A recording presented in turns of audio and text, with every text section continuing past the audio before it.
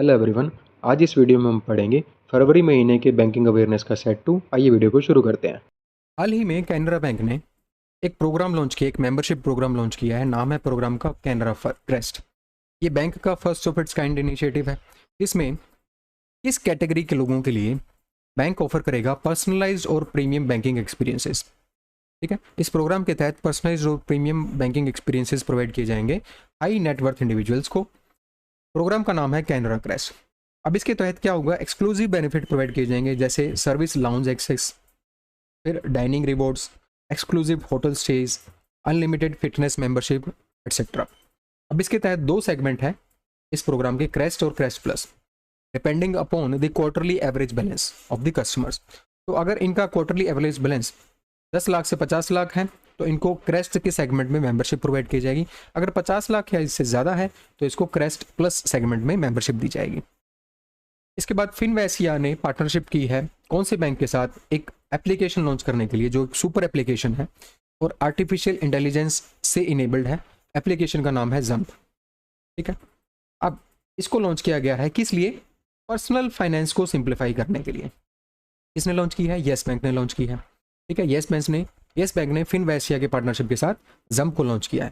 फिनवैसिया एक Mohali based fintech company है। अब इसके अंदर क्या होगा, ये सुपर एप्लीकेशन है, ये इंटीग्रेट करेगी कुछ सर्विसेज को, जैसे बैंकिंग सर्विसेज को, सेविंग सर्विसेज को, पेमेंट सर्विसेज को, बाद इन्वेस्टमेंट सर्विसेज को, बोरोइंग सर्विसेज को। तो काफ़ी सर्विसेज को इंक्लूड कर रही है, इसलिए इसको सुपर एप्लीकेशन बोला गया है। एप्लीकेशन का नाम है जंप।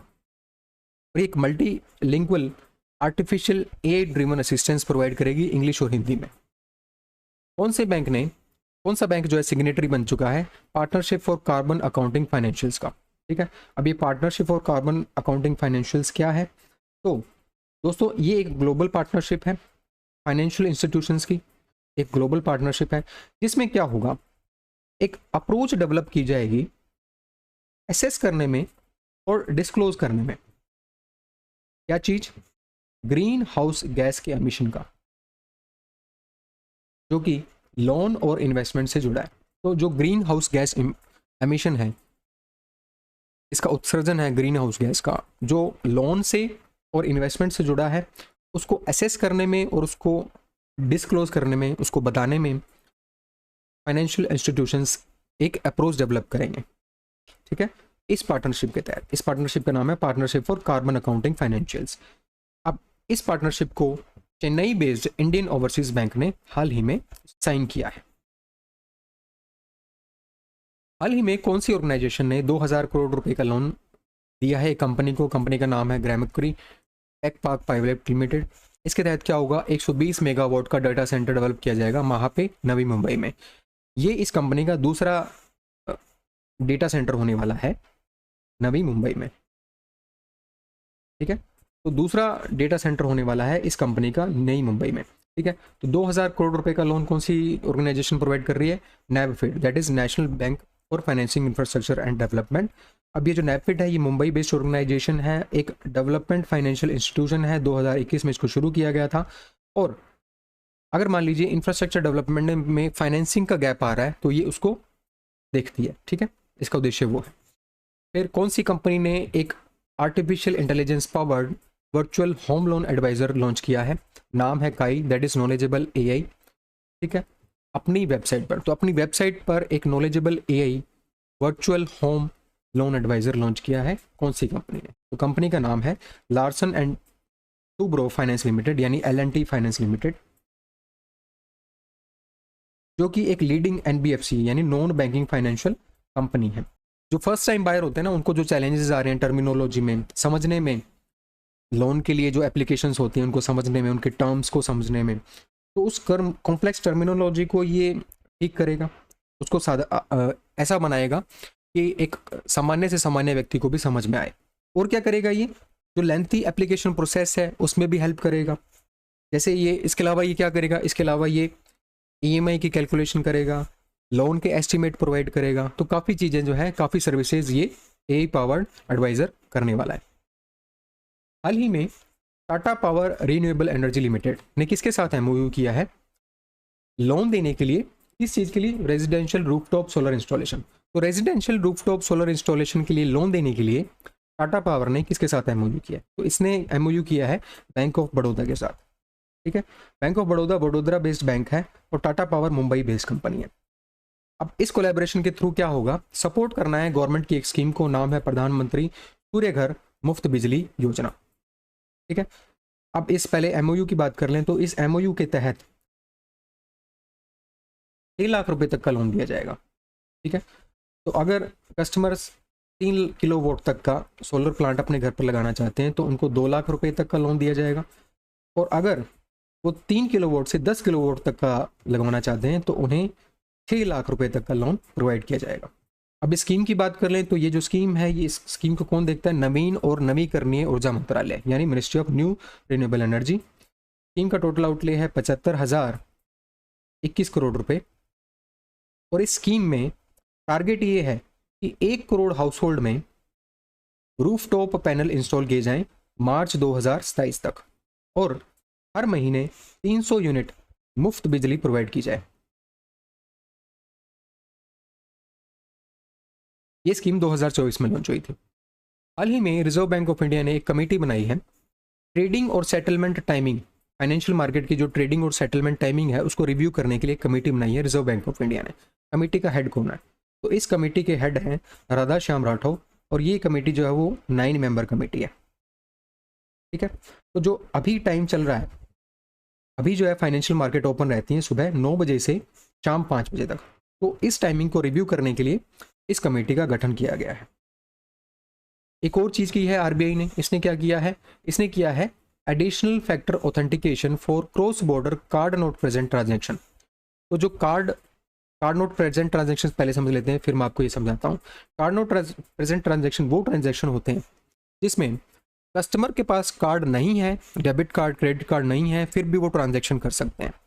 ठीक है, तो अगर उनके पास फिजिकली कार्ड प्रेजेंट नहीं है फिर भी वो परचेज करना चाहते हैं तो वो कार्ड नोट प्रेजेंट ट्रांजैक्शन के थ्रू कर सकते हैं। ठीक है, तो इसके लिए आरबीआई ने इंप्लीमेंट कर दिया है एडिशनल फैक्टर ऑथेंटिकेशन। तो एडिशनल ऑथेंटिकेशन भी होगा ताकि इसको सेफ बनाया जा सके, ट्रांजैक्शन को, और फ्रॉड प्रूफ बनाया जा सके। तो क्रॉस बॉर्डर सेक्टर में होगा ये। तो इंटरनेशनल ट्रांजैक्शन को सिक्योर करने के लिए एडिशनल फैक्टर ऑथेंटिकेशन को आरबीआई ने इंप्लीमेंट किया है। कौन सी कंपनी ने हैरिजॉन केयर, एक नया इंश्योरेंस प्रोडक्ट है, वो लॉन्च किया है वीमेन की हेल्थ केयर रिक्वायरमेंट के लिए?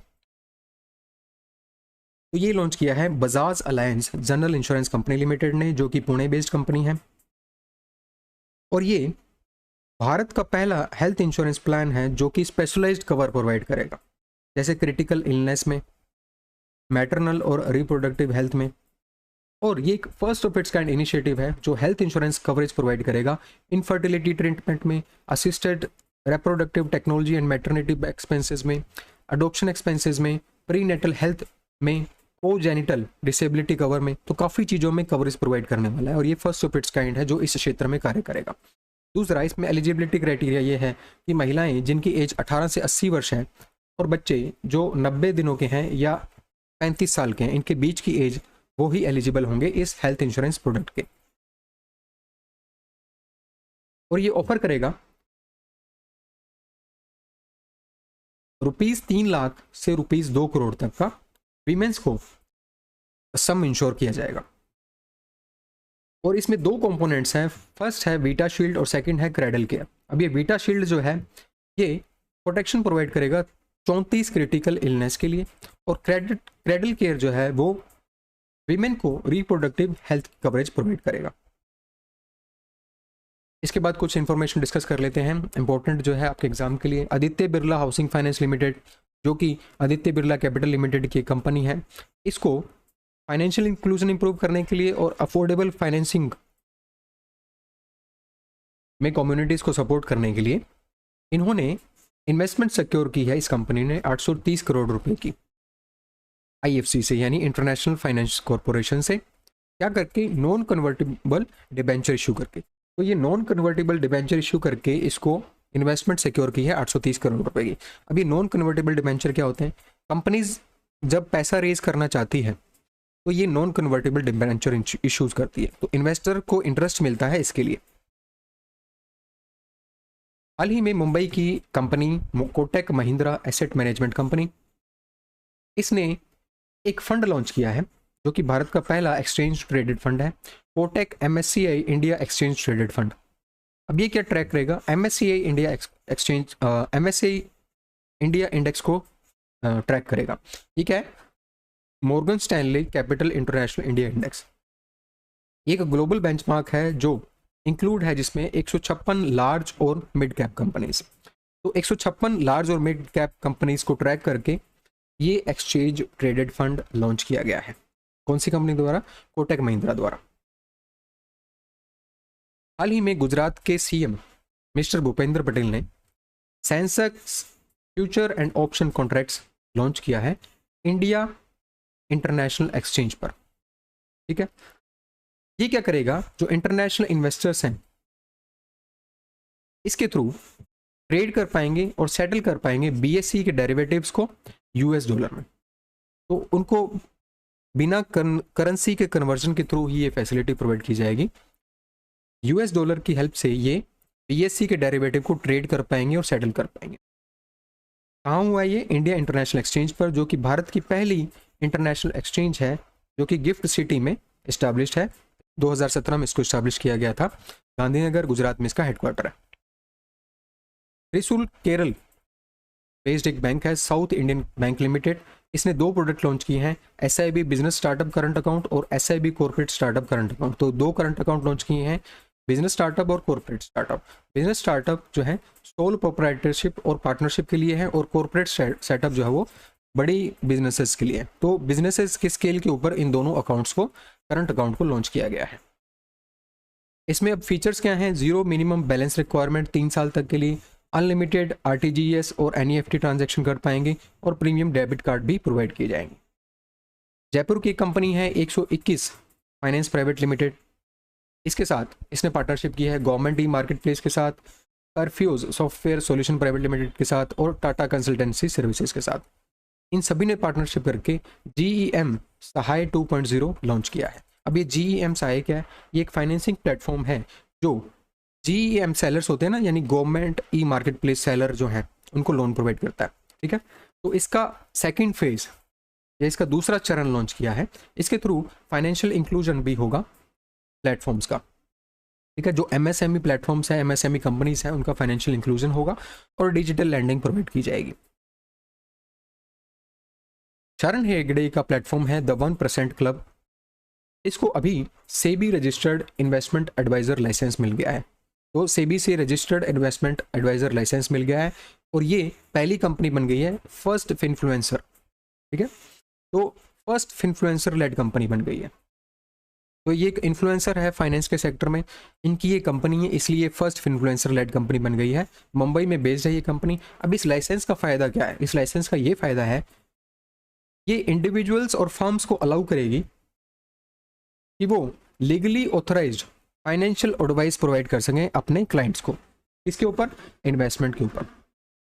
तो भारतीय मार्केट में इन्वेस्टमेंट के ऊपर फाइनेंशियल एडवाइस प्रोवाइड करना क्लाइंट को इस लाइसेंस के थ्रू ये अधिकार मिल गया है अभी द 1% क्लब को। इसके बाद बीकन एक कंपनी है टोरंटो बेस्ड। इसने लॉन्च किया है इंडिया बिल पे, जो कि एक सर्विस है जो NRIs को अलाउ करेगी भारत में डायरेक्टली बिल पे करने के लिए। ठीक है, तो ये एक first of its kind service है जो बिल पेमेंट को सिंप्लीफाई बनाएगी इमिग्रेंट्स के लिए। ठीक है, तो बिल कौन से? 21,000 इंडियन बिलर्स को पे कर पाएंगे, जैसे यूटिलिटीज़ के लिए, लोन्स के लिए, स्कूल फीस के लिए, हॉस्पिटल चार्ज, काफ़ी चीज़ों के लिए बिल पे कर पाएंगे इमिग्रेंट्स।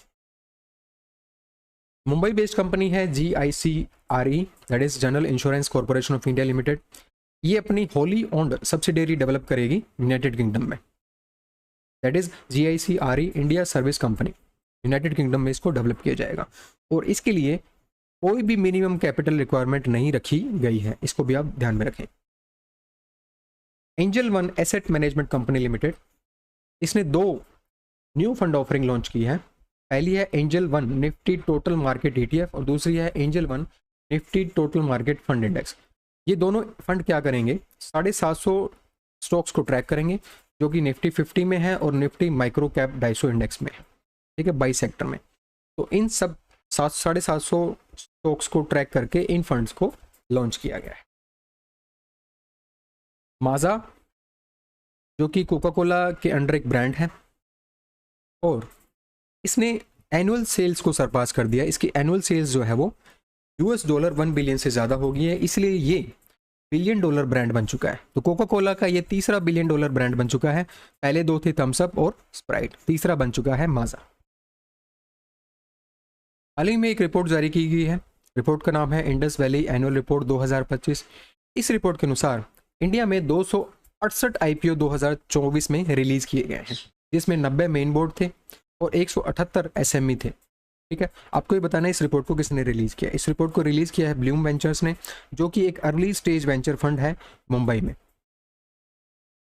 अब इस रिपोर्ट के अनुसार जो वर्ल्ड में एक्टिविटी हुई है IPO के अंदर, में 23% एक्टिविटी भारत के अंदर हुई है। और इस रिपोर्ट के अनुसार 268 IPO भारत में रिलीज हुए हैं, 90 उसमें मेन बोर्ड थे, 178 SME में थे। इसके बाद जापान की एक्सचेंज में 93 हुए हैं, हांगकांग की एक्सचेंज में 66 हुए हैं और शंघाई की एक्सचेंज में 101 हुए हैं। फिर NSE ने जो अमाउंट रेज किया है IPO के थ्रू वो है $19.5 बिलियन। नैस्डैक US में बेस्ड है, उसने $16.5 बिलियन और NYSE न्यूयॉर्क बेस्ड जो स्टॉक एक्सचेंज है उसने $15.9 बिलियन। Hyundai मोटर इंडिया जो था वो भारत का सबसे बड़ा IPO था, 27,870 करोड़ रुपए का, और ये दुनिया का दूसरा सबसे बड़ा था 2024 के अंदर। इसके बाद इस रिपोर्ट ने कहा है कि जो इंडिया का क्विक कॉमर्स मार्केट है वो 24 टाइम बढ़ चुका है। 2022 के फाइनेंशियल ईयर में ये $300 मिलियन था, 2025 में ये $7.1 बिलियन बन चुका है। और जो मार्केट शेयर है सबसे ज़्यादा वो ब्लिंकिट का है 44%, इसके बाद जेप्टो, इसके बाद स्विगी, इंस्टामार्ट। एक्सिस बैंक ने 104 करोड़ रुपए कमिट किए हैं कौन सी यूनिवर्सिटी को देने के लिए, यूनिवर्सिटी के PhD और पोस्ट डॉक्टरल प्रोग्राम्स के लिए, और ये एनहांस करेंगे रिसर्च कैपेबिलिटीज़ को न्यूरो साइंस, बिहेवियरल स्टडीज़ और फिजिक्स में। तो इन तीन सेक्टर में, न्यूरो साइंस, बिहेवियरल स्टडी और फिजिक्स में रिसर्च कैपेबिलिटीज़ को एनहांस करने के लिए एक्सिस बैंक 104 करोड़ रुपए देगा। कौन से यूनिवर्सिटी को? यूनिवर्सिटी का नाम है अशोका यूनिवर्सिटी। अशोका यूनिवर्सिटी एक प्राइवेट रिसर्च यूनिवर्सिटी है, कहाँ पे बेस्ड है ये? सोनीपत, हरियाणा में। ठीक है, तो इसके थ्रू क्या होगा? इसके थ्रू लैब्स डेवलप की जाएंगी यूनिवर्सिटी के अंदर और एडवांस्ड साइंटिफिक फैसिलिटीज़ भी डेवलप की जाएंगी। हाल ही में कौन से बैंक ने अपना 101वां फाउंडर्स डे सेलिब्रेट किया है और 2 नए प्रोडक्ट लॉन्च किए हैं, नाम है स्त्री और वन फैमिली बैंकिंग प्रोग्राम। तो ये दोनों प्रोग्राम जो है वो कर्नाटका बैंक के द्वारा शुरू किए गए हैं अपने 101वें फाउंडर्स डे के उपलक्ष्य में। ठीक है, कर्नाटका बैंक 1924 को शुरू किया गया था और इस सेरेमनी के दौरान 100 रुपये का एक स्मारक सिक्का भी लॉन्च किया गया है और एक पोस्टल स्टैंप भी लॉन्च की गई है।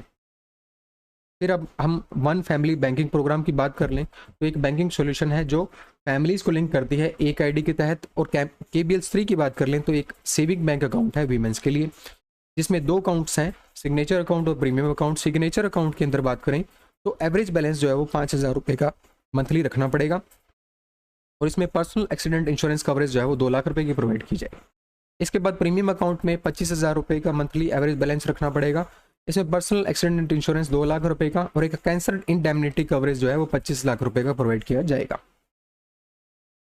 हाल ही में SBI कार्ड ने इन्हें अपना MD और CEO नियुक्त किया गया है। SBI कार्ड जो है सब्सिडियरी है SBI की, SBI बैंक यानी स्टेट बैंक ऑफ इंडिया की। तो ये नियुक्त किया गया है सलीला पांडे जी को। सलीला पांडे जी को ने रिप्लेस किया है अभिजीत चक्रवर्ती को। ठीक है, और इनकी अपॉइंटमेंट 2 साल के लिए की गई है। इसके अलावा अपॉइंटमेंट की बात कर लें तो स्टैंडर्ड चार्टर्ड ने अपने इंडिया बेस्ड सब्सिडियरी के लिए प्रभदेव सिंह को CEO नियुक्त किया है। इन्होंने जरीन दारूवाला को रिप्लेस किया था। कोटक महिंद्रा प्राइम की बात कर लें जो कि एक कोटक महिंद्रा बैंक की एक सब्सिडियरी है, इन्होंने MD एंड CEO अपॉइंट किया है शाहरुख तोड़ीवाला को। इन्होंने सक्सीड किया है, इन्होंने रिप्लेस किया है व्योमेश कपासी को।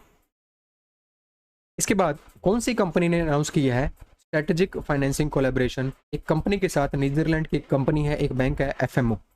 ठीक है, इसके साथ एक स्ट्रेटेजिक फाइनेंसिंग कोलैबोरेशन किया है। क्या चीज़ के लिए? प्रमोट करना है economic and social development Bharat के अंदर।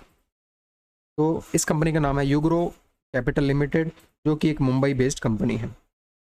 इसके तहत क्या होगा, इनिशिएटिव को सपोर्ट किया जाएगा जो इनिशिएटिव काम कर रहे हैं विमेन एम्पावरमेंट में और यूथ एम्पावरमेंट में। कौन सी कंपनी है जिसने पार्टनरशिप की है यूरो बैंक के साथ, जो कि एक multi year banking technology programme है।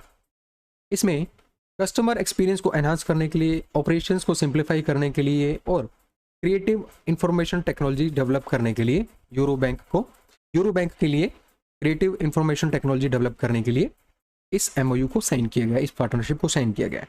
तो ये पार्टनरशिप साइन हुई है एलटीआई माइंडट्री लिमिटेड के साथ यूरो बैंक की। तो ये एलटीआई माइंडट्री लिमिटेड जो है सब्सिडियरी है लार्सन एंड टूब्रो की। इसके तहत क्या होगा, बैंकिंग टेक्नोलॉजी डेवलप की जाएगी यूरो बैंक के लिए। कौन से बैंक ने पार्टनरशिप अनाउंस की है professional golf tour of India के लिए।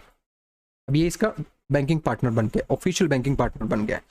तो बैंक का नाम है इंडसइंड बैंक, ये एक मुंबई बेस्ड बैंक है, ठीक है।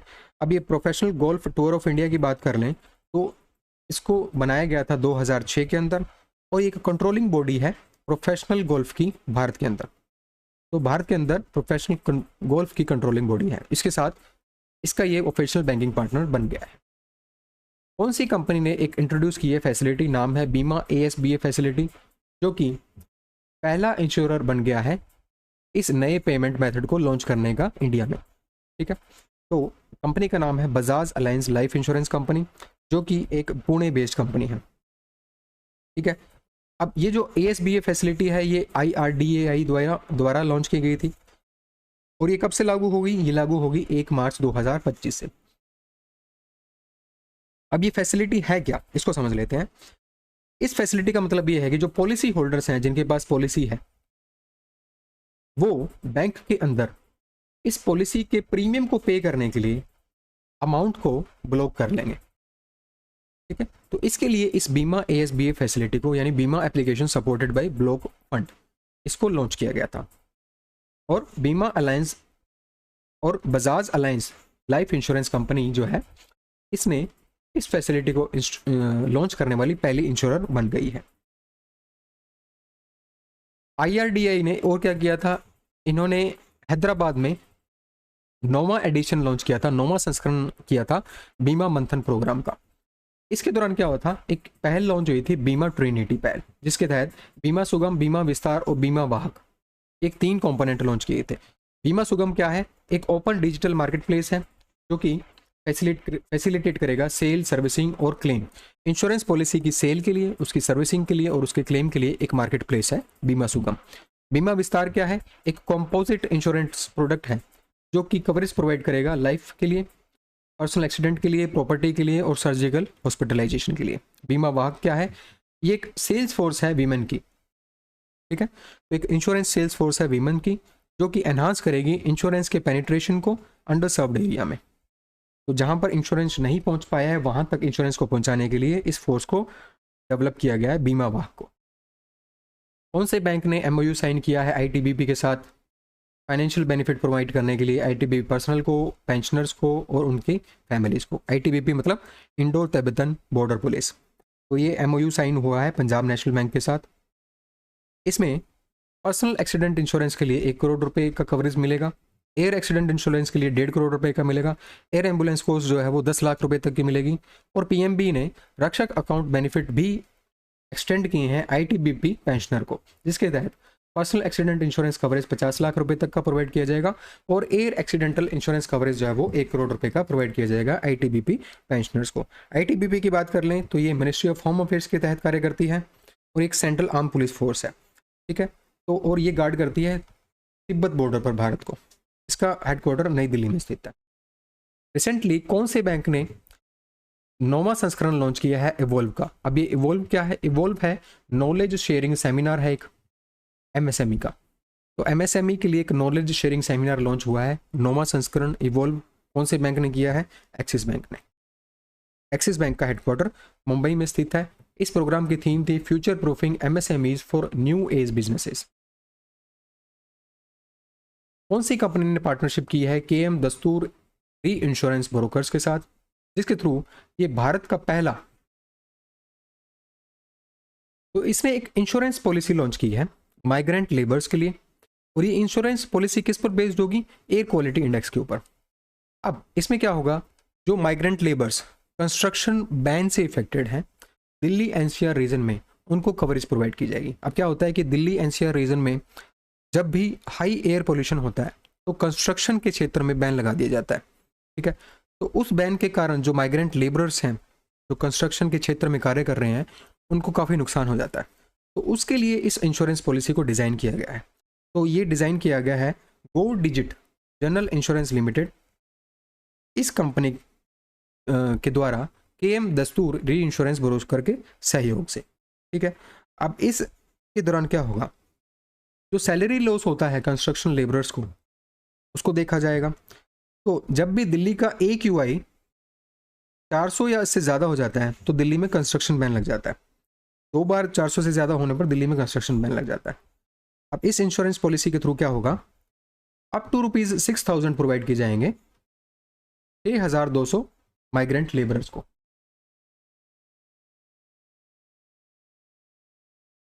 कौन से बैंक ने भारत का पहला PSU सैलरी अकाउंट लॉन्च किया है? किसके साथ? साइबर फ्रॉड प्रोटेक्शन के साथ। अनमोल सेविंग अकाउंट इसका नाम है, ठीक है।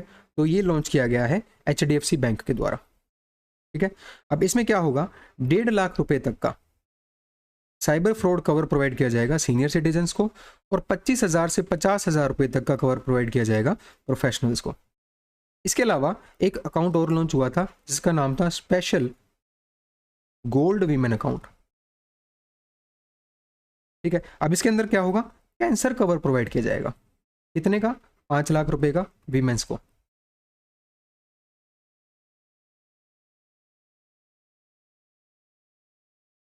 हाल ही में MFIN इंडिया इसने एक रिपोर्ट रिलीज की है 52nd edition of micrometer as on 31 दिसंबर 2025 रिपोर्ट। MFIN मतलब माइक्रो फाइनेंस इंस्टीट्यूशन नेटवर्क, जो कि गुरुग्राम में बेस्ड है। अब इस रिपोर्ट के अनुसार जो टोटल लोन पोर्टफोलियो है माइक्रो फाइनेंस सेक्टर में वो 3.5% गिर चुका है ईयर ऑन ईयर Q3 में फाइनेंशियल ईयर 25 के। तो कितना है ये? ₹3.85 ट्रिलियन, ठीक है। तो ये 3.5% से नीचे गिर चुका है, कम हो चुका है Q3 फाइनेंशियल ईयर 25 में, ठीक है। अब इस रिपोर्ट के अनुसार क्या कहा गया है, तो ग्रोस लोन पोर्टफोलियो है 31 दिसंबर 2024 तक वो 3,85,348 करोड़ रुपए है, और ये 3.5% से गिर चुका है। और जो एसेट अंडर मैनेजमेंट है माइक्रो फाइनेंस इंस्टीट्यूशन के, वो है 1,42,695 करोड़ रुपए। इसको भी आपको ध्यान में रखना है। इसके अलावा इसने कहा है कि जो पोर्टफोलियो एट रिस्क है, इसका मतलब क्या होगा कि जो लोन्स पे नहीं किए गए हैं 30 दिन की अवधि से ज़्यादा, मतलब लोन्स जो है मान लीजिए 1 महीने में पे करना होता है, 1 तारीख के बाद 1 तारीख को पे करना होता है, परंतु ये 30 दिन से ज़्यादा हो चुके हैं, 1 तारीख के बाद 2 तारीख 3 तारीख 4 तारीख आ चुकी है, तो इनको बोला जाता है पोर्टफोलियो एट रिस्क। तो ये 8.8% से 8.8% तक पहुंच चुका है, कम हो चुका है, ठीक है, एज ऑफ दिसंबर 31, 2024। इसके अलावा जो एवरेज लोन साइज है वो बढ़ चुका है, 53,350 रुपये आ चुका है, कंपेयर टू 47,374 रुपये जो कि दिसंबर 2023 में था, और सितंबर 2024 में ये 50,487 रुपये था। माइक्रो फाइनेंस इंस्टीट्यूशन की बात कर लें तो ये एक एसोसिएशन है माइक्रो फाइनेंस सेक्टर की, इसका हेडक्वार्टर गुरुग्राम में स्थित है और इसको 2009 में शुरू किया गया था। कुछ इंपॉर्टेंट इन्फॉर्मेशन की बात कर लें तो डिसेंट्रो टेक प्राइवेट लिमिटेड, जो कि एक गुरुग्राम बेस्ड कंपनी है, इसने लॉन्च किया है भारत का पहला self hosted central know your customer solution. तो एक central know your customer solution जो कि सेल्फ होस्टेड होगा, भारत का पहला है, इसने लॉन्च किया है। अब इसका फ़ायदा क्या होगा, ये रिमूव कर देगा डिपेंडेंसी को थर्ड पार्टीज पर। तो जो बैंक है, NBFCs हैं, इंश्योरर्स हैं, ये KYC के लिए तीसरी पार्टी के ऊपर बेस्ड होती हैं, तो इस डिपेंडेंसी को रिमूव कर देगा, जिसके थ्रू क्या होगा कि कस्टमर्स को ऑनबोर्ड किया जाएगा फास्टर।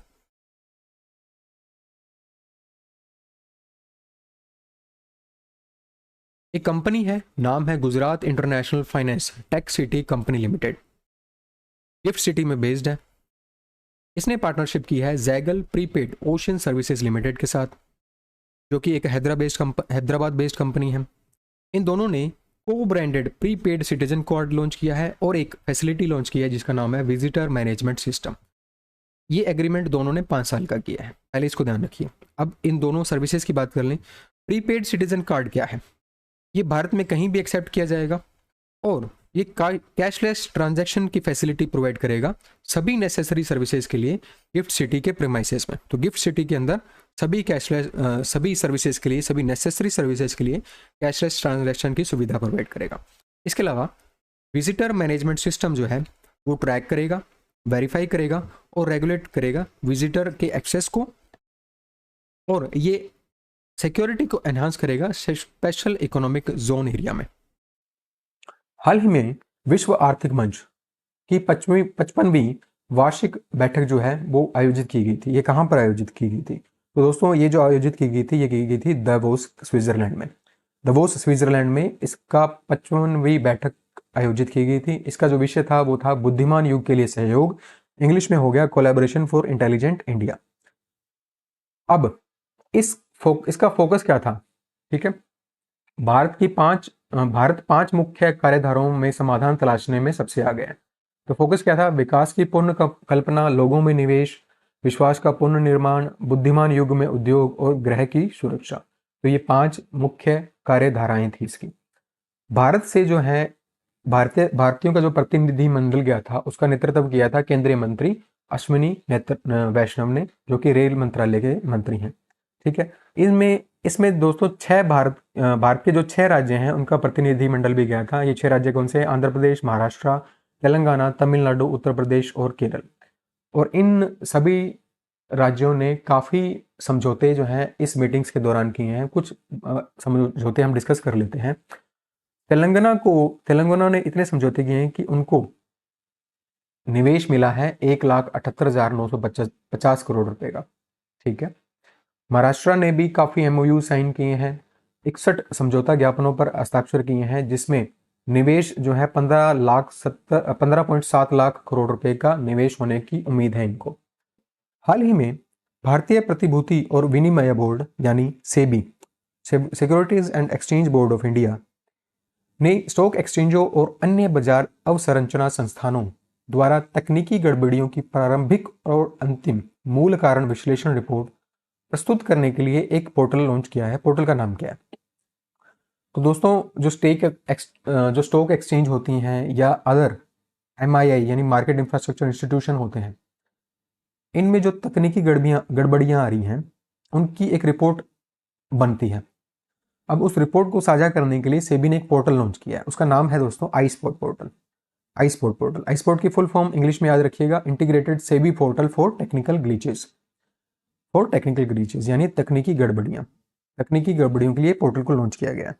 ठीक है, अब इस पोर्टल का उद्देश्य क्या है? इसमें डेटा की गुणवत्ता को सुनिश्चित किया जाएगा और जो सबमिशन है उसकी ट्रेसेबिलिटी को सुधार किया जाएगा कि क्या वो रिपोर्ट टाइम से सबमिट हो पा रही है कि नहीं हो पा रही, वो किस पोर्टल पर, किस जगह पर सबमिट की जा रही है, किस नाम से सबमिट की जा रही है, कौन सा इंस्टीट्यूशन उसको सबमिट कर रहा है, किस तरीके से सबमिट कर रहा है, सारी चीज़ों को उसकी ट्रेस किया जाएगा इस पोर्टल के थ्रू। सेबी की बात करें तो दोस्तों सेबी जो रेगुलेटरी बॉडी है, सिक्योरिटीज और कमोडिटी मार्केट में काम करता है। 1988 में इसका निर्माण हुआ था और इसका हेडक्वार्टर मुंबई में है। हाल ही में प्राप्त जानकारी के अनुसार भारतीय रिजर्व बैंक का डिजिटल भुगतान सूचकांक मार्च 2024 में जिसकी जो वैल्यू थी वो 445.5 थी, वो सितंबर 2024 में क्या हो गई आपको ये बताना है। तो दोस्तों उसकी वैल्यू हो गई 465.33। अब ये दोस्तों सूचकांक है, ये देखता है कि भारत में जो है डिजिटल भुगतान कितना अपनाया जा चुका है।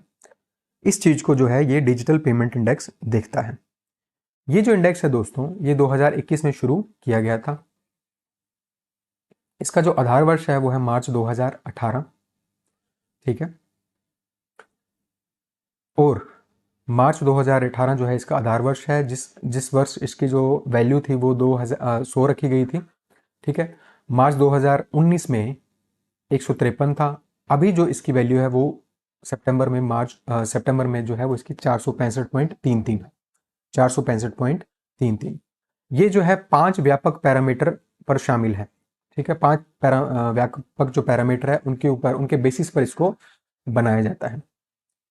ठीक है, अब पहला पैरामीटर जो है वो है भुगतान सक्षमकर्ता, दूसरा है भुगतान अवसंरचना जो मांग पक्ष कारक है, तीसरा भुगतान अवसंरचना जो आपूर्ति पक्ष कारक यानी सप्लाई साइड देखता है, चौथा जो है भुगतान प्रदर्शन है, और पांचवा जो है वो है भुगतान केंद्रितता। अब दोस्तों इन सूचकांक की इस सूचकांक में जो पैरामीटर्स हैं उनको कुछ भार दिया गया है। जो सबसे अधिक भार है वो भुगतान प्रदर्शन का है, वो क्या है 45%, और सबसे कम जो है 5% वो है उपभोक्ता केंद्रितता। ठीक है, इसका है। चलिए, हाल ही में रिलायंस जियो इन्फोकॉम ने आजीवन निशुल्क सुविधा की घोषणा की है, जो कि यूपीआई भुगतानों के प्राप्त होने पर एक ध्वनि अलर्ट प्रदान करती है। यानी एक साउंड अलर्ट होगा जब भी कोई भी मर्चेंट है, कोई भी छोटा बिजनेसमैन है, उसके पास ये मशीन होगी तो यूपीआई पेमेंट पर उसको एक साउंड का अलर्ट मिलता है, एक ध्वनि का अलर्ट मिलता है। तो उसके लिए एक आजीवन निशुल्क सुविधा प्रोवाइड की है रिलायंस जियोकॉम ने। इसका नाम क्या है? इसका नाम है दोस्तों जियो साउंड पे। पहले क्या होता था दोस्तों कि हर महीने जो छोटे मर्चेंट थे उनको हर महीने 125 रुपये का एक भुगतान करना पड़ता था, पर रिलायंस जियो इन्फोकॉम ने जियो साउंड पे की सुविधा को लॉन्च करके इसको फ्री कर दिया है। ठीक है, सबके लिए। भारत सरकार ने राष्ट्रीय ऋण गारंटी ट्रस्टी कंपनी लिमिटेड यानी national credit guarantee trustee company limited द्वारा सदस्य ऋण संस्थाओं को गारंटी कवरेज प्रदान करने के लिए एमएसएमई के लिए पारस्परिक ऋण गारंटी योजना यानी mutual credit guarantee scheme for MSME शुरू करने को मंजूरी दी है। ठीक है, तो दोस्तों इस स्कीम के अंडर कितना गारंटी कवरेज जो है वो मेंबर लैंडिंग इंस्टीट्यूट को प्रोवाइड किया जाएगा? तो ये प्रोवाइड किया जाएगा 60% तक का। अब इस स्कीम को थोड़ा डिटेल में डिस्कस कर लेते हैं। सबसे पहली बात तो ये स्कीम को स्पॉन्सर कौन कर रहा है? तो ये स्कीम जो है दोस्तों मिनिस्ट्री ऑफ फाइनेंस के अंडर यानी वित्त मंत्रालय के अंडर इसको जो है शुरू किया गया है, मिनिस्ट्री ऑफ फाइनेंस के अंडर। और उसका जो डिपार्टमेंट है department of financial services, department of financial services इस डिपार्टमेंट में जो है इस स्कीम को स्पॉन्सर करेगा। ठीक है, अब ये स्कीम क्यों लॉन्च की गई है दोस्तों, पहले इसको डिस्कस कर लेते हैं। ये स्कीम इसलिए लॉन्च की गई है कि जो एमएसएमई लोन लेते हैं, ठीक है, अपने बिजनेस के लिए, उनमें प्लांट को परचेज करने के लिए या मशीनरी को परचेज करने के लिए तो लोन लेते हैं वो जो एमएसएमई है। अब वो जो लोन मेंबर लैंडिंग इंस्टीट्यूट से लेते हैं उनको गारंटी कवरेज प्रोवाइड किया जाता है इस स्कीम के अंडर, इसलिए इस स्कीम को लॉन्च किया गया है। ठीक है, उनके रिस्क को कम करने के लिए। ठीक है, तो अब इस स्कीम के अंडर दोस्तों कितने रुपए तक का जो है लोन्स के लिए गारंटी कवरेज प्रोवाइड किया जाएगा? 100 करोड़ तक का लोन जो है वो आपको एमएसएमई को लिया होना चाहिए। उसमें जो है 60% का गारंटी कवरेज प्रोवाइड करेगा। कौन प्रोवाइड करेगा? National credit guarantee trustee company limited. ये किनको प्रोवाइड करेगा? मेंबर लैंडिंग इंस्टीट्यूट को। अब ये मेंबर लैंडिंग इंस्टीट्यूट कौन से हैं? शेड्यूल कमर्शियल बैंक है, एनबीएफसीज हैं और अखिल भारतीय वित्तीय संस्थान है। तो ये जो है इस स्कीम के अंडर इनको मेंबर लैंडिंग इंस्टीट्यूट का दर्जा दिया गया है। तो इन इंस्टीट्यूशन को दोस्तों गारंटी कवरेज इस स्कीम के अंडर प्रोवाइड की जाएगी जो लोन्स 100 करोड़ रुपए तक के लिए गए हैं एमएसएमई के द्वारा। अब इस स्कीम की मुख्य विशेषताएं डिस्कस कर लेते हैं। अब कौन है इसके अंडर एलिजिबल? एमएसएमई होना चाहिए पहली बात तो, जिन्होंने लोन लिया हुआ है। जो ऋण राशि है वो 100 करोड़ से अधिक नहीं होनी चाहिए। परियोजना की लागत जो है 100 करोड़ से अधिक हो सकती है, बट ऋण की राशि जो है 100 करोड़ से अधिक नहीं होनी चाहिए। अब इस परियोजना में दोस्तों जो परियोजना की लागत में से उपकरण और मशीनरी की न्यूनतम लागत जो है 75% होनी चाहिए।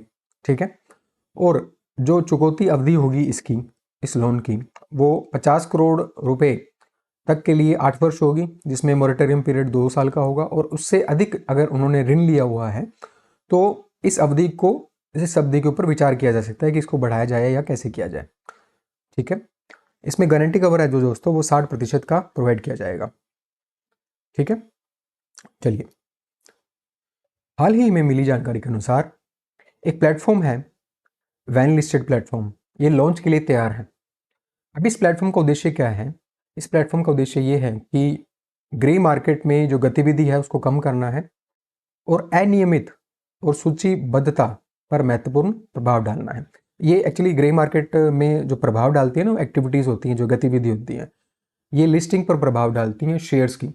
ठीक है, तो उसके लिए एक प्लेटफॉर्म लॉन्च करने जा रहा है SEBI, that is securities and exchange board of India, भारतीय प्रतिभूति और विनिमय बोर्ड। अब ये दोस्तों ग्रे मार्केट क्या होती है? मान लीजिए कोई कंपनी है, ग्रे मार्केट क्या होती है?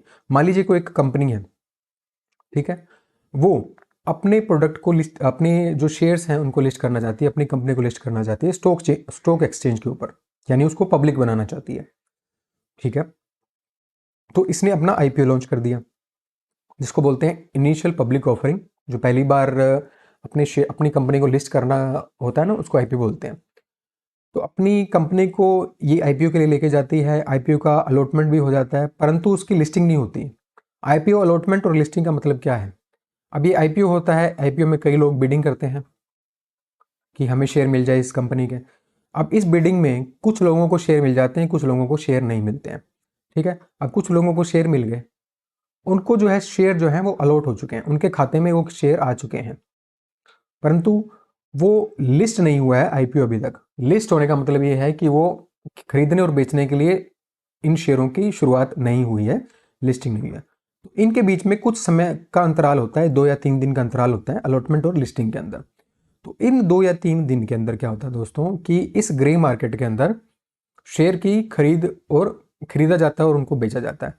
तो इस ग्रे मार्केट की इस गतिविधि को कम करने के लिए वेल लिस्टेड प्लेटफॉर्म को लॉन्च किया जा रहा है सेबी के द्वारा। सेबी जो दोस्तों मुंबई में स्थित है, 1988 में इसको बनाया गया था। हाल ही में सॉफ्टवेयर उत्पाद उद्योग गोलमेज यानी software product industry round table ने प्राथमिकता ऋण क्षेत्र ऋण, यानी जिसको हम प्रायोरिटी सेक्टर लैंडिंग बोलते हैं, इनके मानदंडों के तहत ऋण की उपलब्धता को सुव्यवस्थित और बढ़ाने के लिए priority sector lenders association of India की शुरुआत की है। आपको ये बताना है कि इस PSLAI के मुख्य कार्यकारी अधिकारी कौन होने वाले हैं। ठीक है, तो इसके जो मुख्य कार्यकारी अधिकारी होने वाले हैं दोस्तों, वो होने वाले हैं प्रेष्यमित गुहा। प्रेष्यमित गुहा जो है इसके मुख्य कार्यकारी अधिकारी होने वाले हैं। अब इस एसोसिएशन को क्यों लॉन्च किया जा रहा है? ठीक है, इस एसोसिएशन को इसलिए लॉन्च किया जा रहा है दोस्तों, ताकि जो लोन्स हैं PSL सेक्टर में, जो लोन्स दिए जा रहे हैं उनकी अवेलेबिलिटी को PSL सेक्टर यानी प्राथमिकता ऋण क्षेत्र ऋण, प्राथमिकता क्षेत्र ऋण में जो लोन्स दिए जाते हैं, किन क्षेत्रों में? कृषि के क्षेत्र में दिया जाता है लोन, और छोटे व्यवसाय होते हैं उनको लोन मिलता है, और किफ़ायती आवास के लिए लोन दिया जाता है। तो इन 3 क्षेत्रों में लोन को जो है बढ़ाया जा सके। ठीक है, इसलिए इस एसोसिएशन को लॉन्च किया गया है। ठीक है, अब इसके संस्थापक सदस्य कौन से होने वाले? फाउंडिंग मेंबर कौन है? Ugro capital limited, India Infoline finance limited, get vantage private limited और get growth capital private limited. तो ये जो चारों संस्थाएं हैं, चारों कंपनियां जो हैं, जिन सभी का हेडक्वार्टर जो मुंबई में है, इन चारों कंपनियां जो हैं इसके संस्थापक होने वाली हैं, फाउंडिंग मेंबर्स होने वाली है। ठीक है, अब इसमें जो ऋण है, उद्देश्य क्या है? सबसे मुख्य उद्देश्य ये है कि इसमें जो ऋण है PSL के अंदर जो दिया जाएगा, जो वर्तमान में 64 ट्रिलियन रुपीज़ है, उसको डबल करना 3 से 5 सालों में 130 ट्रिलियन रुपए तक उसको पहुंचाना ही इसका लक्ष्य है। हाल ही में मिनिस्ट्री ऑफ MSME ने, यानी सूक्ष्म लघु और मध्यम उद्यम मंत्रालय ने ONDC यानी open network for digital commerce के साथ साझेदारी में छोटे और सूक्ष्म उद्योगों को ONDC में शामिल होने में सक्षम बनाने के लिए एक पहल की शुरुआत की है। पहल का नाम है MSME व्यापार सक्षमता और विपणन पहल। ठीक है, आपको ये बताना है कि इसका जो पहला बजट है, इसको बजट दिया गया है 270.35 करोड़ रुपए का। ये कितनी अवधि के लिए दिया गया है? तो ये जो बजट है दोस्तों, ये 3 साल के लिए दिया गया है। अब बात कर लें दोस्तों ONDC की, यानी open network for digital commerce. आप समझते हैं कि फ्लिपकार्ट और अमेजोन कैसे काम करते हैं? ये करते हैं कि सेलर या जो ब्रांड्स होते हैं उनको सेलर के रूप में नामित किया जाता है अपने प्लेटफॉर्म पर। फ्लिपकार्ट पर जैसे आप एडिडास के किसी जूते लेना चाहते हैं, तो एडिडास का प्रोडक्ट आपको फ्लिपकार्ट पर मिल जाएगा। तो सेलर यानी ब्रांड को सेलर के रूप पर नामित किया जाता है। बायर्स जो होते हैं, जो कस्टमर्स होते हैं, वो इन प्लेटफॉर्म पर जाके अपनी मनपसंदा चीज को ऑर्डर कर सकते हैं, उसको खरीद सकते हैं। तो वैसा ही कुछ एक प्लेटफॉर्म ONDC है। इस ONDC को लॉन्च किया गया था DPIIT के द्वारा। अब ये जो दोस्तों एक ई मार्केट प्लेस है जो बायर्स और सेलर्स दोनों को जोड़ता है, और इसमें मिडल मैन नहीं होता। ठीक है, तो बायर्स और सेलर्स दोनों को जोड़ता है ये, और इसमें जो मिडलमैन था उसका रोल हटा दिया गया है, तो ONDC इसका नाम है। तो इस पर छोटे और सूक्ष्म उद्योगों को की साझेदारी उनको उनको उनको यहाँ पर एनरोल करवाने के लिए, ठीक है, उनके नामांकन के लिए ये पहल को लॉन्च किया गया है। अब ये जो पहल है दोस्तों, इसमें लक्ष्य ये है कि कम से कम 5 लाख सूक्ष्म और लघु उद्योगों को शामिल करना है, ठीक है, जिनमें से 50% जो है वो महिलाओं के नेतृत्व वाली व्यवसाय होने चाहिए। अब ये जो पहल है दोस्तों, डिजिटल कॉमर्स को अपनाने और अपनी बाजार की उपस्थिति का विस्तार करने, ठीक है, उसमें सक्षम बनाने के लिए इस पहल को लॉन्च किया गया है। मतलब जो छोटे व्यापारी हैं उनकी पहुंच को बढ़ाने के लिए इस पहल को लॉन्च किया गया है। अब इसकी क्रियान्वयन एजेंसी कौन सी होने वाली है? क्रियान्वयन एजेंसी होने वाली है इसकी नेशनल स्मॉल इंडस्ट्रीज कॉर्पोरेशन, यानी राष्ट्रीय लघु उद्योग निगम, ठीक है। अब ये जो दोस्तों NSIC है, ये NSIC किससे सर्टिफाइड है? किसने इसको सर्टिफिकेशन दे रखा है? मिनिस्ट्री ऑफ MSME ने। इसकी शुरुआत हुई थी दोस्तों 1955 में, और इसका हेडक्वार्टर है नई दिल्ली में, ठीक है। MSME की ग्रोथ के लिए इसको शुरू किया गया था, NSIC को। अब बात कर लें दोस्तों इस प्रोग्राम की टीम इनिशिएटिव की, ये रैंप प्रोग्राम के तहत लॉन्च किया गया है। रैंप प्रोग्राम की फुल फॉर्म है raising and accelerating MSME productivity. और ये जो रैंप प्रोग्राम है दोस्तों, ये वर्ल्ड बैंक के सहयोग से शुरू किया गया है। ये जो प्रोग्राम है दोस्तों 5 वर्ष की अवधि के लिए शुरू किया गया है। ये जो अवधि है 2022-23 से लेकर 2026-27 तक है। इसमें जो कुल व्यय होने वाला है, आउटले जो है वो 6062.45 करोड़ रुपए है, जिसमें से 3750 करोड़ रुपए विश्व बैंक यानी वर्ल्ड बैंक प्रोवाइड करेगा ऋण के तौर पर।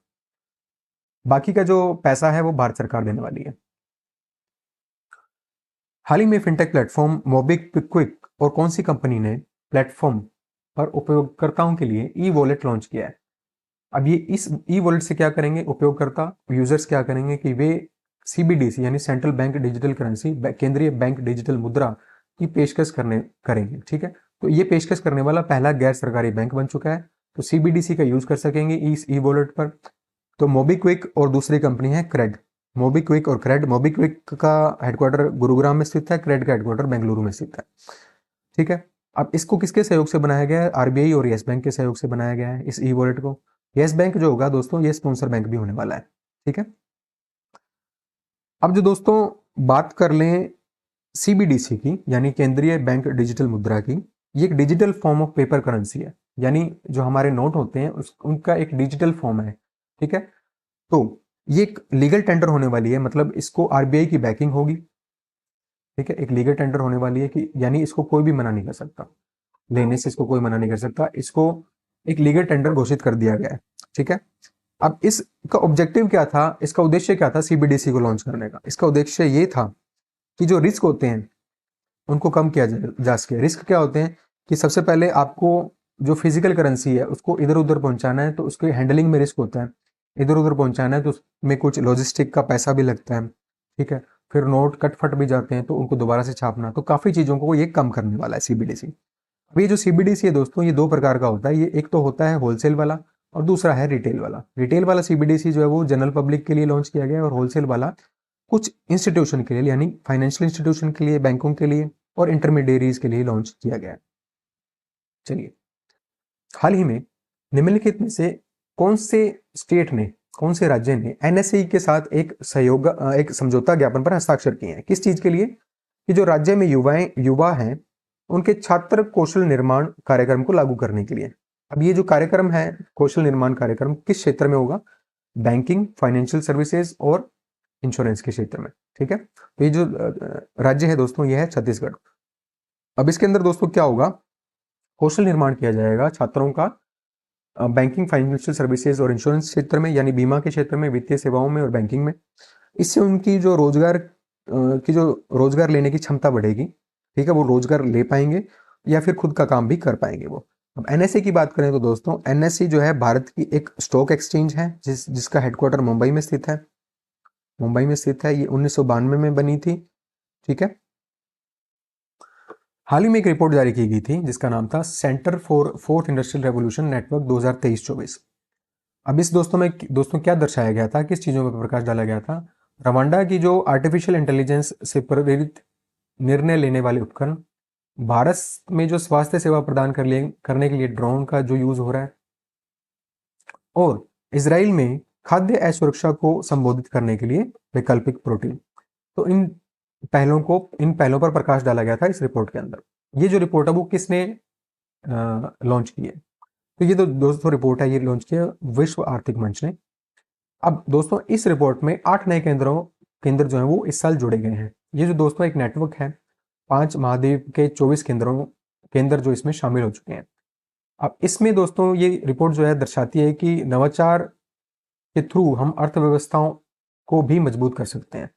ठीक है, यानी इनोवेशन के थ्रू भी हम अर्थव्यवस्थाओं को मजबूत कर सकते हैं।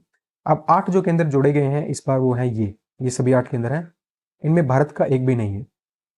ठीक है, हाल ही में केंद्रीय बजट अनाउंस हुआ था, उसके अनुसार जो एफडीआई है सीमा एफडीआई की जो सीमा है बीमा के क्षेत्र में, उसे बढ़ाकर 100% कर दिया गया है। तो ये पहले क्या थी सीमा? तो दोस्तों ये जो पहले सीमा थी वो थी 74%। ठीक है, 74% से बढ़ाकर अब इसको 100% कर दिया गया है। भारत में जो इंश्योरेंस बीमा के क्षेत्र में एफडीआई शुरू हुई थी 2000 में, ठीक है, तब इसको 26% किया गया था। 2015 में ये 49% कर दिया गया था, और 2021 में इसको 74% कर दिया गया था, और अब इसको 100% कर दिया गया है। ठीक है, बीमा के क्षेत्र में प्रत्यक्ष विदेशी निवेश को। ठीक है, अब ये जो निवेश है ये उन कंपनियों पर लागू होगा, उनके लिए उपलब्ध होने वाला है जो भारत में पूरे प्रीमियम को निवेश करती हैं। तो जो कंपनियां भारत में पूरे प्रीमियम को निवेश करेंगी उनके लिए इस बीमा की जो लिमिट है उसको लागू किया गया है। दूसरा, एक फोरम बनाया जाएगा, एक ऐसा मंच बनाया जाएगा उनके लिए जो पेंशन उत्पादों का विकास कर सके, यानी पेंशन प्रोडक्ट का विकास करें, उनके लिए एक फॉर्म डेवलप किया जाएगा। तीसरा, केवाईसी को सरलीकरण किया जाएगा। इसका मतलब इसके लिए एक संशोधित किया जाएगा केंद्रीय केवाईसी रजिस्ट्री को। ठीक है, तो अभी जो है केवाईसी के लिए बार बार केवाईसी करवानी पड़ती है, किसी भी चीज के लिए, दस्तावेजीकरण के लिए या सत्यापन के लिए बार बार केवाईसी को कराना पड़ता है। तो इसको दोहराया ना जाए, बार बार ना किया जाए, उसके लिए इसमें संशोधन किया जाएगा, केवाईसी का सरलीकरण किया जाएगा। अभी जो केवाईसी है केंद्र की, सी केवाईसी रजिस्ट्री भी बोलते हैं इसको, इसका प्रबंधन कौन करता है दोस्तों? ये करता है करसाई, यानी central registry of securitisation asset reconstruction and security interest of India. तो ये जो है इसका प्रबंधन करता है सी केवाईसी का। हाल ही में एसबीआई ने एक रिपोर्ट जारी की है। एसबीआई का एक विभाग है, आर्थिक अनुसंधान विभाग, उसने एक रिपोर्ट जारी की है। इस रिपोर्ट के अनुसार भारत में जो नई निवेश की घोषणाएं हैं वो पिछले वर्ष की समान अवधि की तुलना में वित्तीय वर्ष 2024-25 के जो 9 महीने हैं, यानी अप्रैल से लेके दिसंबर, ठीक है, अप्रैल से लेके दिसंबर तक के 9 महीनों की एक रिपोर्ट जारी की गई है। तो पिछले समान अवधि की तुलना में जो है ये कितनी अधिक हो चुकी है नई निवेश घोषणाएं, कितने प्रतिशत से बात कर रहे हैं हम लोग? तो दोस्तों परसेंटेज जो है वो है 39%। अब इसमें दोस्तों बात कर लें हम लोग, तो 2023 वित्त वर्ष की बात करें तो नई निवेश घोषणाओं में सरकार की जो हिस्सेदारी थी वो थी 31.33%, जबकि निजी क्षेत्र की हिस्सेदारी थी वो थी 68.67%। अब 2024 वित्त वर्ष की बात करें तो उसमें सरकार की हिस्सेदारी 31 से बढ़कर 40.43% हो चुकी है, और जो निजी क्षेत्र है उसकी 68.67 से 59.57% हो चुकी है।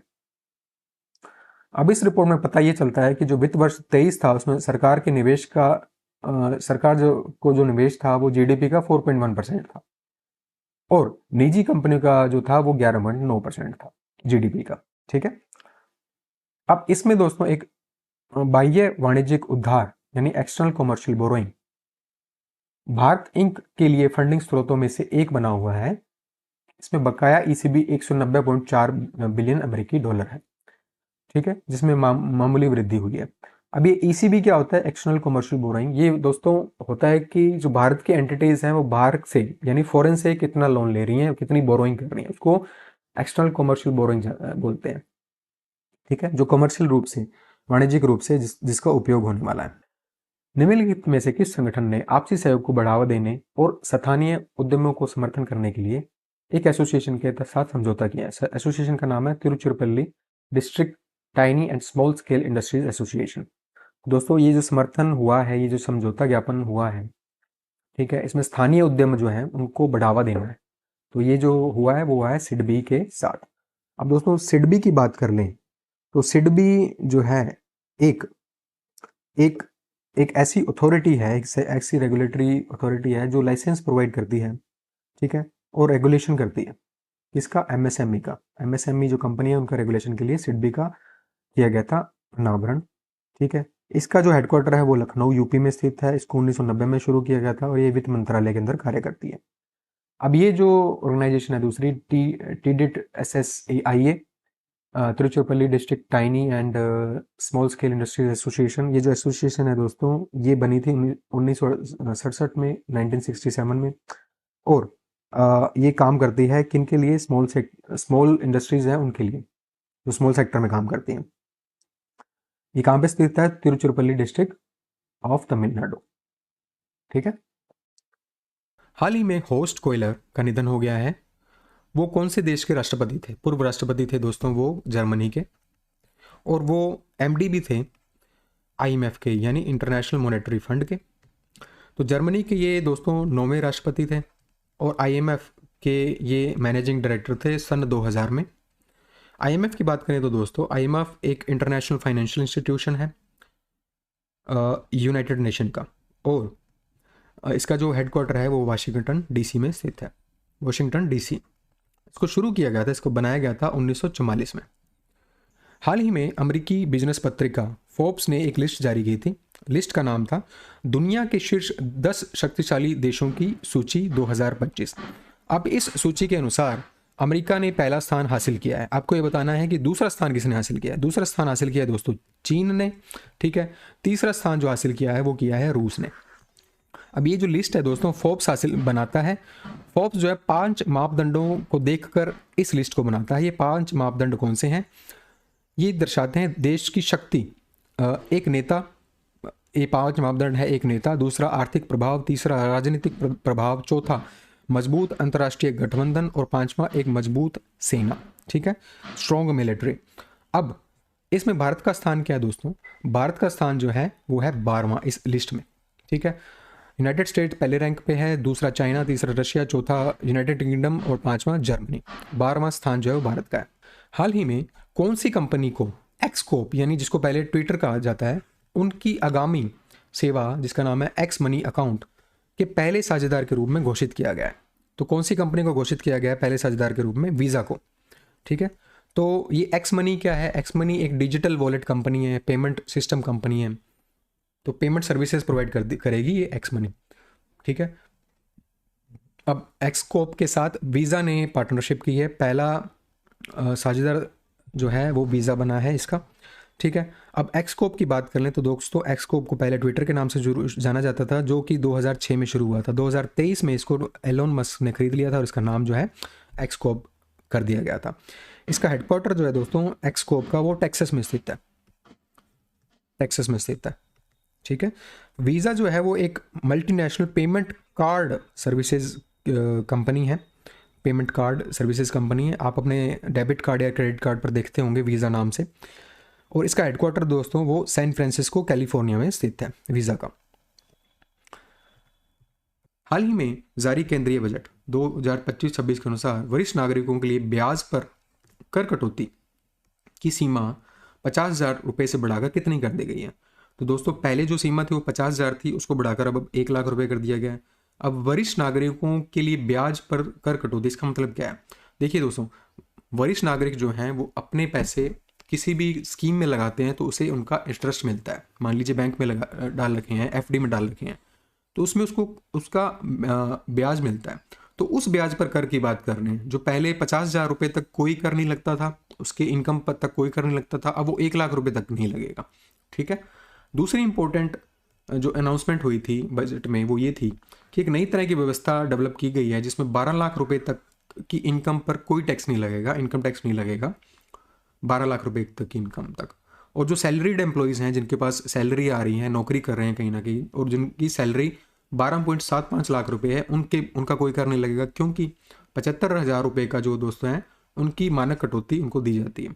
अब 12 लाख रुपये तक की बात करें तो दोस्तों 12 लाख रुपये तक बिजनेस और सैलरीड एम्प्लॉय पर कोई कर नहीं लगने वाला, ठीक है। परंतु अगर उन्हें पूंजीगत लाभ हो रहा है कहीं से, उस पर टैक्स लगेगा। मान लीजिए मैं आपको बताता हूँ एक एग्जांपल कि इनकम तो 12 लाख रुपए है, पर इस 12 लाख रुपए में से 10 लाख रुपए आप कहीं से कमा रहे हैं, आप सैलरी ले रहे हैं, अपने बिजनेस से कमा रहे हैं, और 2 लाख रुपए आपने कहीं पे इन्वेस्ट कर रखे हैं, मान लीजिए म्यूचुअल फंड में इन्वेस्ट कर रखे हैं, तो म्यूचुअल फंड आपको हर साल 2 लाख रुपए का रिटर्न देता है। तो इस 2 लाख रुपए पर आपको कैपिटल गेन्स टैक्स देना पड़ेगा। इसका मतलब ये है, फिर आपकी जो कर जो है वो 2 लाख पर लगेगा ही लगेगा, 10 लाख पर नहीं लगेगा। ठीक है।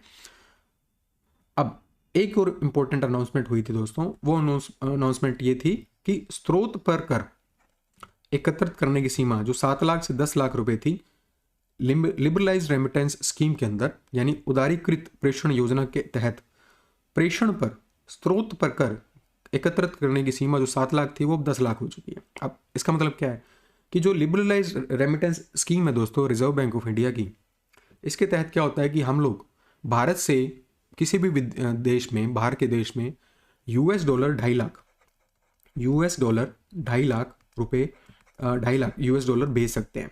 ठीक है। तो ये जो पैसे भेजते हैं हम लोग, इस लिमिट पर टैक्स लगता है। ठीक है। जो पहले 7 लाख रुपए तक कोई टैक्स नहीं लगता था, अब उसको 10 लाख रुपए कर दिया गया। ठीक है। चलिए, आयकर रिटर्न दाखिल करने की जो समय सीमा पहले 2 साल थी, अब उसको बढ़ाकर 4 साल कर दिया है। ये भी इंपॉर्टेंट इन्फॉर्मेशन है।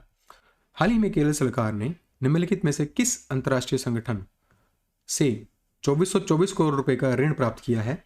इसके बाद किस कार्यक्रम को मंजूरी दी है? ठीक है। इस ऋण को प्राप्त करने के बाद कार्यक्रम का नाम है केरल स्वास्थ्य प्रणाली सुधार कार्यक्रम। ठीक है। और जो ये ऋण प्राप्त हुआ है, ये प्राप्त हुआ है दोस्तों वर्ल्ड बैंक से।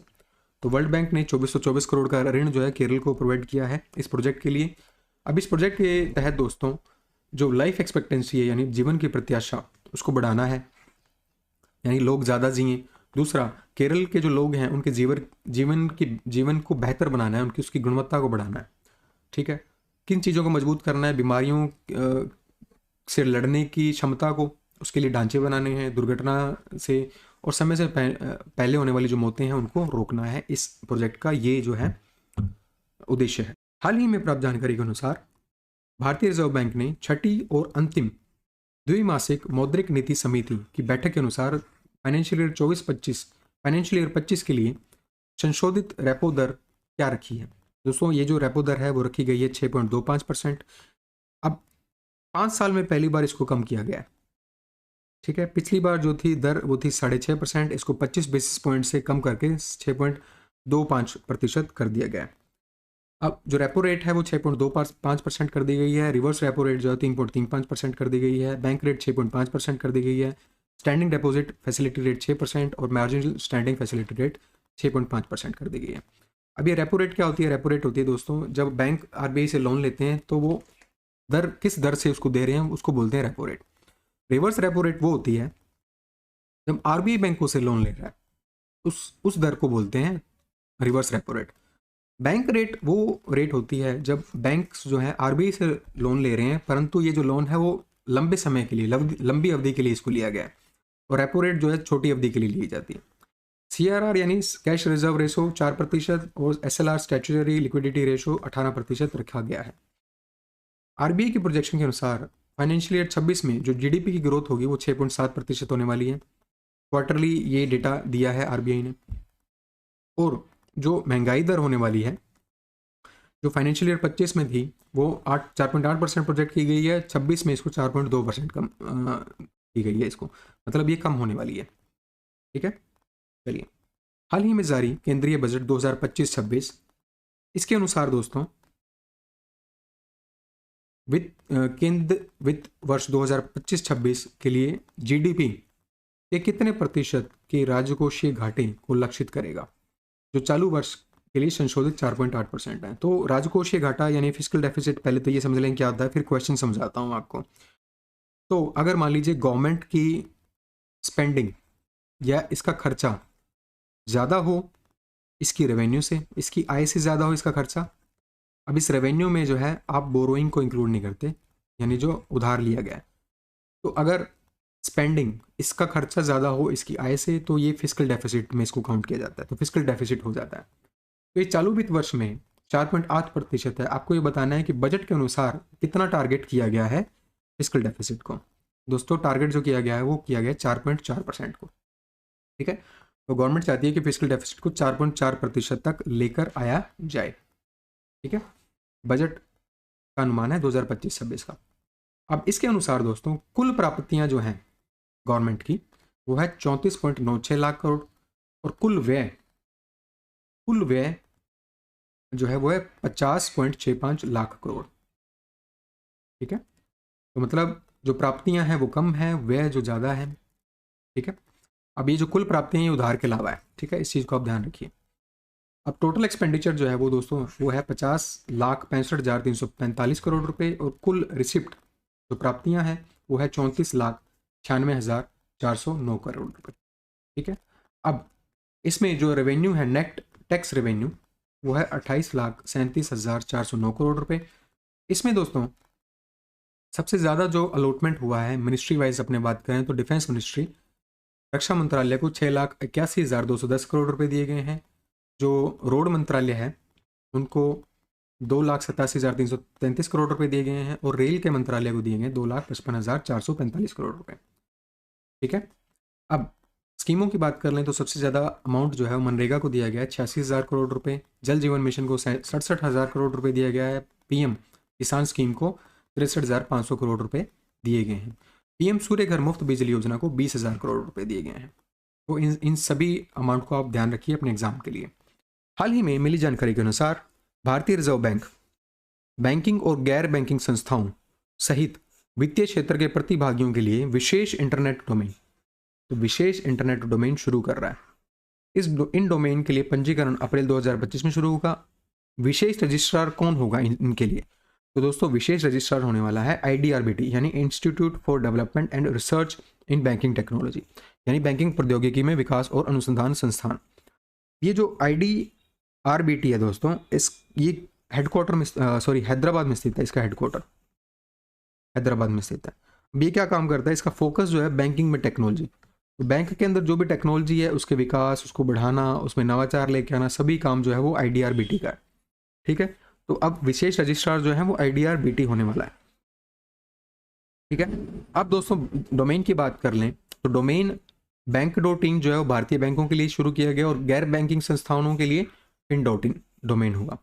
ठीक है, अब इसको शुरू क्यों किया जा रहा है, इसको लॉन्च क्यों किया जा रहा है? तो साइबर सुरक्षा के जो खतरे हैं उनसे निपटने के लिए, जैसे फिशिंग जैसी होती हैं कुछ घटनाएं, उनसे निपटने के लिए, और दूसरा सुरक्षित वित्तीय सेवाओं को सुव्यवस्थित करने के लिए इस डोमेन्स को जो है शुरू किया गया है।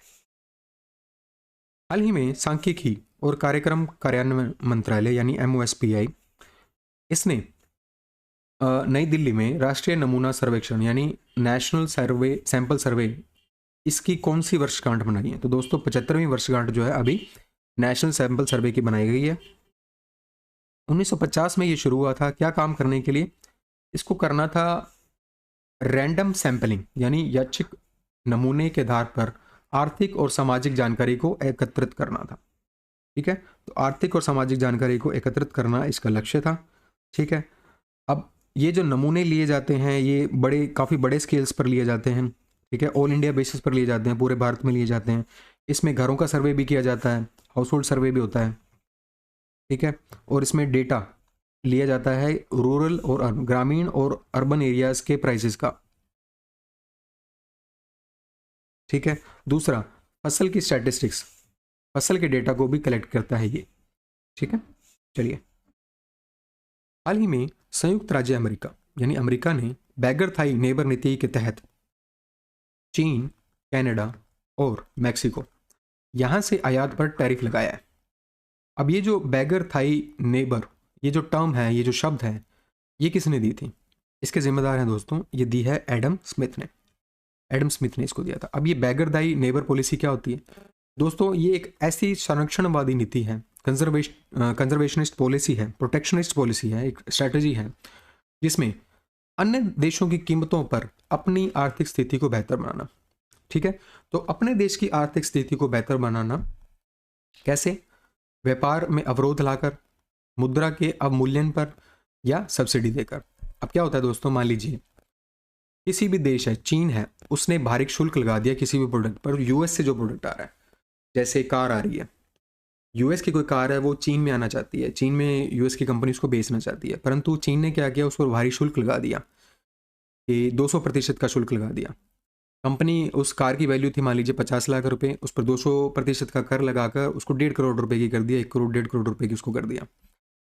तो डबल से भी ज़्यादा रेट हो गया। इससे क्या होगा, वहाँ के जो लोग हैं वो उस कार को खरीदना चाहते हैं, वो नहीं खरीदेंगे क्योंकि उस पर कर बहुत ज़्यादा लगा दिया, या उस कंपनी की एंट्री जो वो चाइना में कम हो गई है, बैन हो गई है, या इसको ऐसे समझ लीजिए कि वो कम कार बेच पाएंगी। ठीक है, तो भारी शुल्क लगाकर और सख्त कोटा लगाकर बाहर की कंपनियों को, बाहर की जो विदेशी वस्तुओं हैं उनके व्यापार पर रोक लगाना, ठीक है, ये बैगरदाई पॉलिसी के अंदर आता है।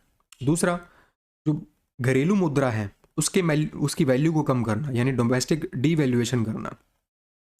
ठीक है, जिससे क्या होगा, चीन के, मान लीजिए चीन अपनी डोमेस्टिक वैल्यू को कम करता है, डोमेस्टिक करेंसी की वैल्यू को कम करता है, तो उसके एक्सपोर्ट्स बढ़ेंगे, इंपोर्ट कम होंगे।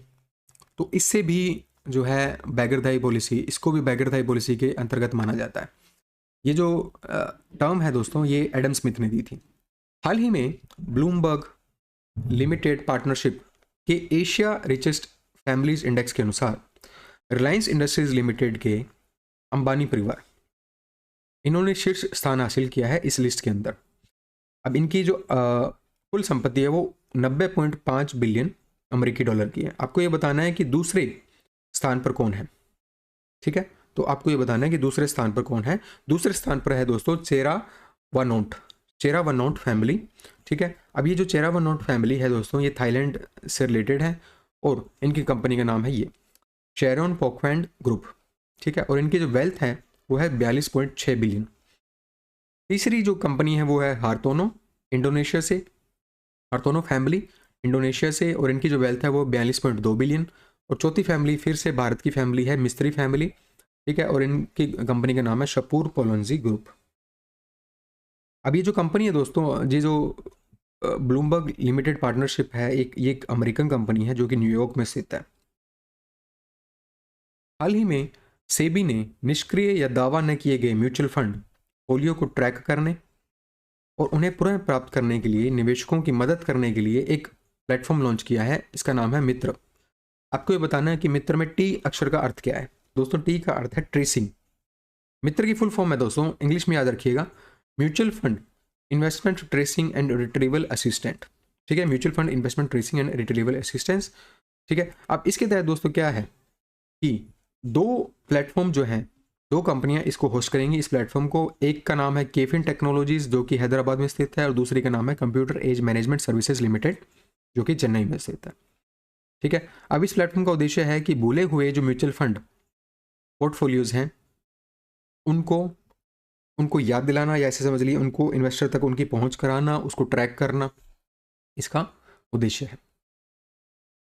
हाल ही में केंद्रीय वित्त मंत्री ने लोकसभा में एक नया आयकर विधेयक 2025 पेश किया है जो कि 1961 के आयकर अधिनियम को प्रतिस्थापित करेगा। तो 1961 का इनकम टैक्स एक्ट है, उसको प्रतिस्थापित करेगा, उसको रिप्लेस करेगा ये नया बिल आयकर विधेयक 2025। ठीक है, अब इसके तहत दोस्तों असेसमेंट ईयर यानी मूल्यांकन वर्ष की अवधारणा को हटा दिया गया है। अब जो प्रीवियस ईयर वर्ड यानी पिछले वर्ष का एक शब्द था उसको यूज़ करते थे, उसका नाम बदलकर क्या कर दिया गया है, तो दोस्तों उसका नाम बदलकर अब रख दिया गया है टैक्स ईयर यानी कर वर्ष। अब इस बिल की बात कर लें, इस विधेयक की बात कर लें, तो दोस्तों ये विधेयक आयकर अधिनियम 1961 को प्रतिस्थापित करेगा, और इसकी उम्मीद ये है कि ये 1 अप्रैल 2026 से लागू हो जाएगा। ये जो बिल है लोकसभा में जो पेश किया गया है, अब इस बिल में दोस्तों काफ़ी पहले के अधिनियम थे उनको हटाया गया है। ठीक है, जो अनावश्यक थे, प्रावधान अनावश्यक जो थे वो उनको हटा दिया गया है। पहले जो शब्द संख्या थी इस एक्ट की वो थी 5.12 लाख, अब इस बिल में 2.6 लाख हो चुकी है, तो काफ़ी छोटा कर दिया है, समझने लायक कर दिया गया है। दूसरा, जो धाराएं थी पहले 819 धाराएं थी, अब वो 536 धाराएं हो चुकी हैं इस बिल में।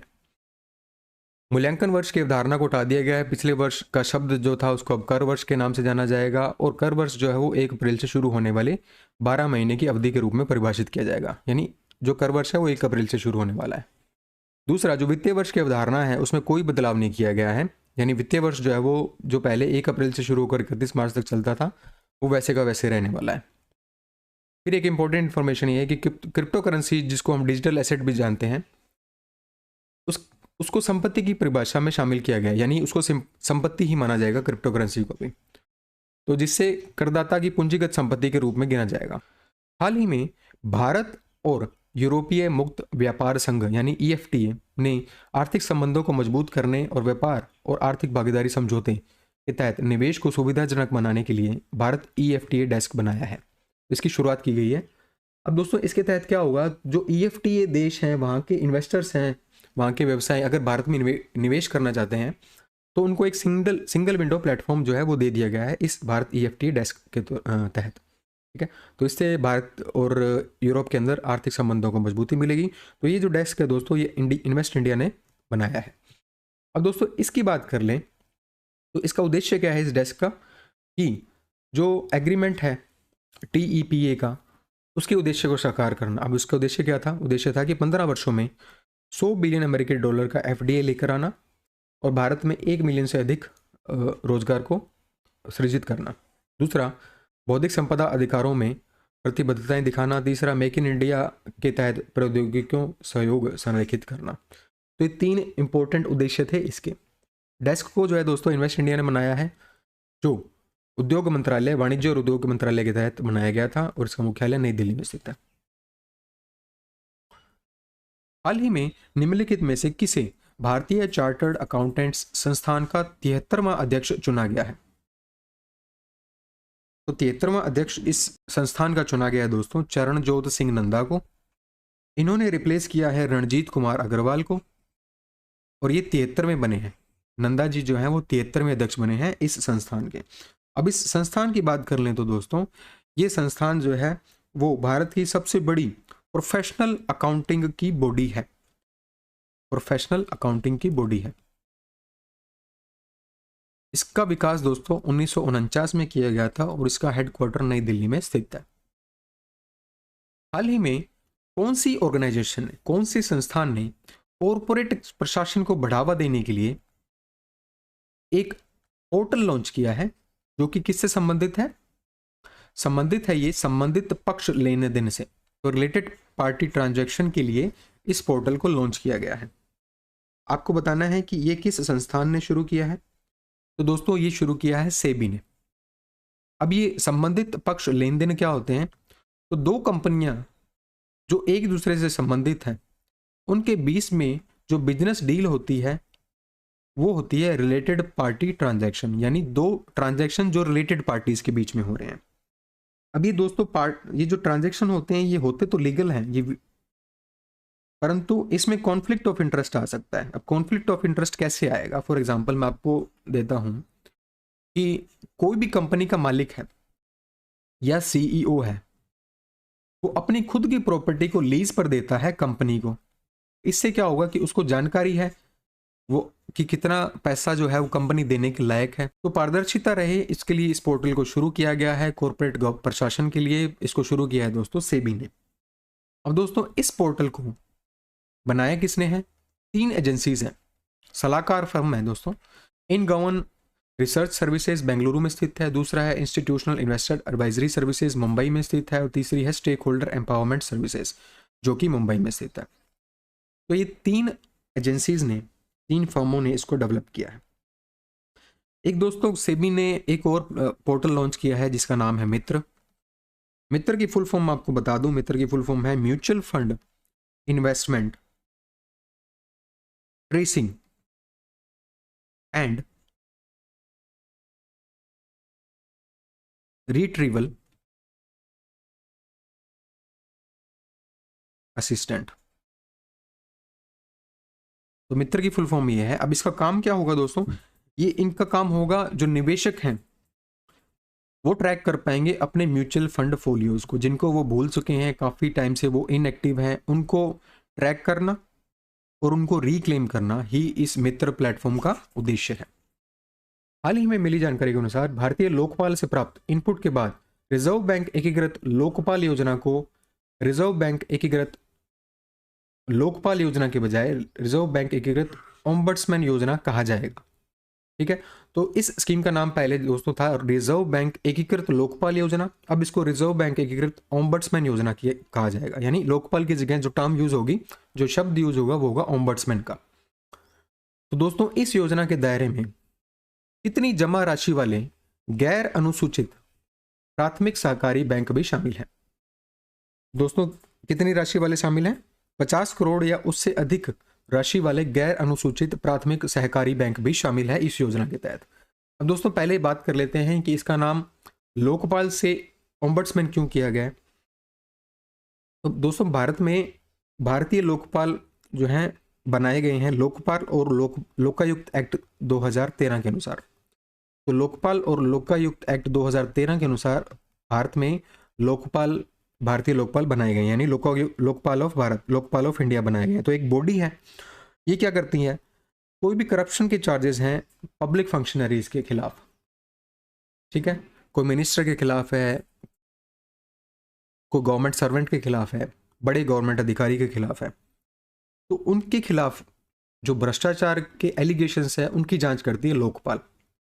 अब अगर रिजर्व बैंक एकीकृत लोकपाल योजना की बात करें तो इसमें भी लोकपाल शब्द का यूज किया गया है।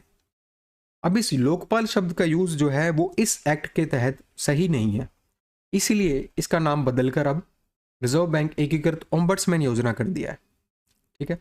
अब दोस्तों इस स्कीम की बात कर लें तो ये स्कीम भारतीय रिजर्व बैंक द्वारा 2021 में शुरू की गई थी और इसका उद्देश्य क्या था कि ग्राहकों के लिए बैंकिंग, गैर बैंकिंग वित्तीय कंपनियां और डिजिटल भुगतान कंपनियों, तो इनसे संबंधित कोई भी शिकायत है वो अपनी शिकायत इसको दे सकते हैं, स्कीम के तहत दे सकते हैं और उसका निवारण करवा सकते हैं। अब इस स्कीम के तहत दोस्तों 3 लोकपाल योजनाओं को एकीकृत किया गया था। योजना का नाम है बैंकिंग ओम्बड्समैन योजना, गैर बैंकिंग वित्तीय कंपनियों के लिए ओम्बड्समैन योजना 2018 और डिजिटल लेन देन के लिए ओम्बड्समैन योजना 2019। तो इन तीनों योजनाओं को एकीकृत करके एक योजना बनाई गई, नाम है reserve bank integrated ombudsman scheme 2021। अब दोस्तों इसके तहत क्या होता है कि अगर ग्राहक जो हैं समाधान से संतुष्ट नहीं है या उनको 30 दिनों के अंदर विनियमित संस्था के द्वारा समाधान नहीं दिया जाता या उत्तर नहीं दिया जाता, तो वो इस स्कीम के तहत ओम्बड्समैन के पास जा सकते हैं और अपनी शिकायतों का निःशुल्क निवारण करवा सकते हैं। तो निःशुल्क निवारण करवा सकते हैं। गैर अनुसूचित प्राथमिक सहकारी बैंक भी इसके अंदर इंक्लूडेड हैं और 50 करोड़ रुपए और उससे अधिक उनकी जमा राशि होनी चाहिए। ठीक है। आरबीआई चंडीगढ़ में एक केंद्रीकृत प्राप्ति और प्रसंस्करण केंद्र स्थापित किया गया है जो इन शिकायतों की प्राप्ति के लिए स्थापित किया गया है। हाल ही में निम्नलिखित में से किस संगठन और फ्रेंच विकास एजेंसी ने भारत के एमएसएमई सेक्टर के लिए हरित वित्त समाधान बढ़ाने के लिए $100 मिलियन के ऋण सुविधा की समझौता किया है? तो एक $100 मिलियन के ऋण सुविधा समझौते पर हस्ताक्षर किए हैं किसने? सिडबी ने और फ्रेंच विकास एजेंसी ने। किस क्षेत्र में? एमएसएमई के लिए हरित वित्त समाधान, यानी एमएसएमई के लिए ग्रीन फाइनेंस सॉल्यूशन को बढ़ाने के लिए। ठीक है। अब सिडबी की बात करें तो दोस्तों सिडबी का हेडक्वार्टर जो है वो लखनऊ में स्थित है। अब इसके तहत क्या होगा दोस्तों कि फ्रेंच विकास एजेंसी, यानी जिसको हम एएफडी के नाम से भी जानते हैं, ये $100 मिलियन जो है एक क्रेडिट लाइन प्रोवाइड करेगी सिडबी को और ये डिप्लॉय फंड करेगा एमएसएमई को ताकि वो उनको अफोर्डेबल फाइनेंसिंग मिल सके और वो एनर्जी एफिशिएंट टेक्नोलॉजीज का यूज़ कर पाएँ और जिसको हम हरित वित्त समाधान के रूप में भी जानते हैं। ठीक है। अब दोस्तों सिडबी की बात करें तो सिडबी एक अथॉरिटी है जो लाइसेंसिंग और रेगुलेशन अथॉरिटी है एमएसएमईज की। ये मिनिस्ट्री ऑफ फाइनेंस यानी वित्त मंत्रालय के अंदर काम करती है। इसका हेडक्वार्टर लखनऊ में स्थित है और ये 1990 में शुरू की गई थी। हाल ही में कौन सी ऑर्गेनाइजेशन ने क्यूब हाईवेज ट्रस्ट द्वारा जारी सड़क क्षेत्र में भारत के पहले स्थिरता लिंक्ड बॉन्ड में 860 करोड़ रुपए निवेश किया है?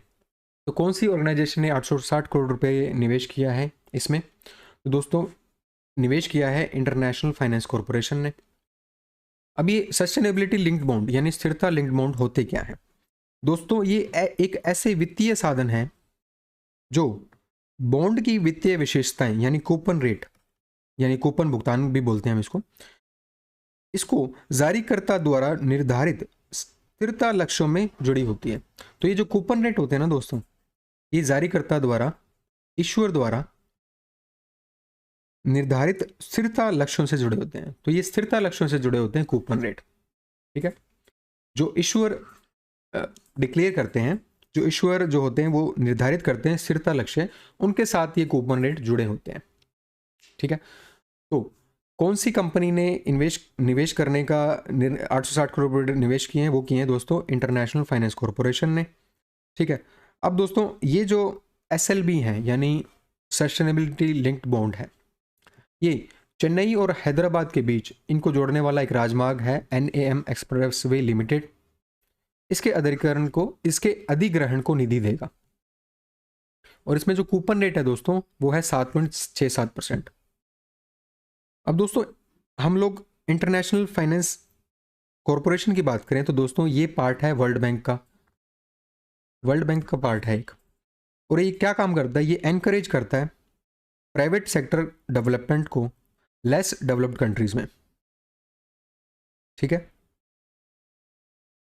इसका हेडक्वार्टर है दोस्तों वो वॉशिंगटन में स्थित है और ये 1956 में बनाया गया था।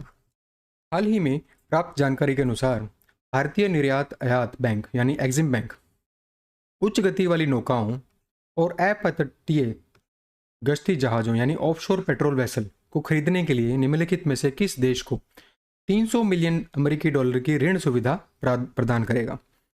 तो कौन से देश को प्रोवाइड करने वाला है, वियतनाम को। तो वियतनाम को 300 मिलियन डॉलर की ऋण सुविधा प्रदान करने वाला है एग्जिम बैंक। किस चीज़ के लिए, ऑफशोर पेट्रोल वेसल और उच्च गति वाली नौकाओं को खरीदने के लिए। एग्जिम बैंक की बात करें तो दोस्तों ये इस्टेब्लिश हुआ था 1982 में। और ये क्या काम करता है, भारत के इंटरनेशनल ट्रेड को फाइनेंस करना, उसको फैसिलिटेट करने का काम करता है। इसका हेडक्वार्टर मुंबई में स्थित है। हाल ही में एक रिपोर्ट जारी हुई थी PLFS की, जो कि क्वार्टरली रिलीज होती है, ठीक है। कौन सा क्वार्टर ध्यान में रखा गया था, अक्टूबर से दिसंबर 2024। अब इस रिपोर्ट के अनुसार 15 वर्ष या उससे अधिक आयु के जो व्यक्ति हैं उनकी श्रम बल भागीदारी दर जो 2023 में 49.9% थी, अक्टूबर दिसंबर क्वार्टर में वो 2024 की तिमाही में कितनी हो चुकी है। तो दोस्तों 2024 की तिमाही में 50.4% हो चुकी है श्रम बल भागीदारी दर। दूसरी भागीदारी दर दोस्तों वो है श्रमिक जनसंख्या अनुपात। अब दोस्तों श्रम दल भागीदारी दर की बात करें जो 49.9% थी वो 50.4% हो चुकी है 2024 के क्वार्टर में। पुरुषों की बात करें तो ये 75.4% है अभी और महिलाओं में 25.2% है। श्रमिक जनसंख्या अनुपात की बात करें यानी वर्कर पॉपुलेशन रेशियो की बात करें जो 46.6% थी 2023 के क्वार्टर में, वो 47.2% हो चुकी है 2024 के क्वार्टर में। पुरुषों में 70.9% और महिलाओं में 23.2%। और इसके अलावा अनएम्प्लॉयमेंट रेट की बात करें तो दोस्तों ये अनएम्प्लॉयमेंट रेट 6.4% हो चुकी है, पुरुषों में 5.8% और महिलाओं में 8.1%। हाल ही में निम्नलिखित में से किस कंपनी ने अपने सेल्स टीम को एक व्यापक डिजिटल पारिस्थितिक तंत्र प्रदान करने के लिए वन मैन ऑफिस सेवा शुरू की है, जिससे वे पॉलिसी धारकों को निर्बाध रूप से सेवा प्रदान कर सकेंगे। सो पॉलिसी धारकों को यानी पॉलिसी होल्डर को सेवा प्रदान करने के लिए एक वन मैन ऑफिस सेवा शुरू की गई है LIC के द्वारा यानी लाइफ इंश्योरेंस कॉरपोरेशन के द्वारा।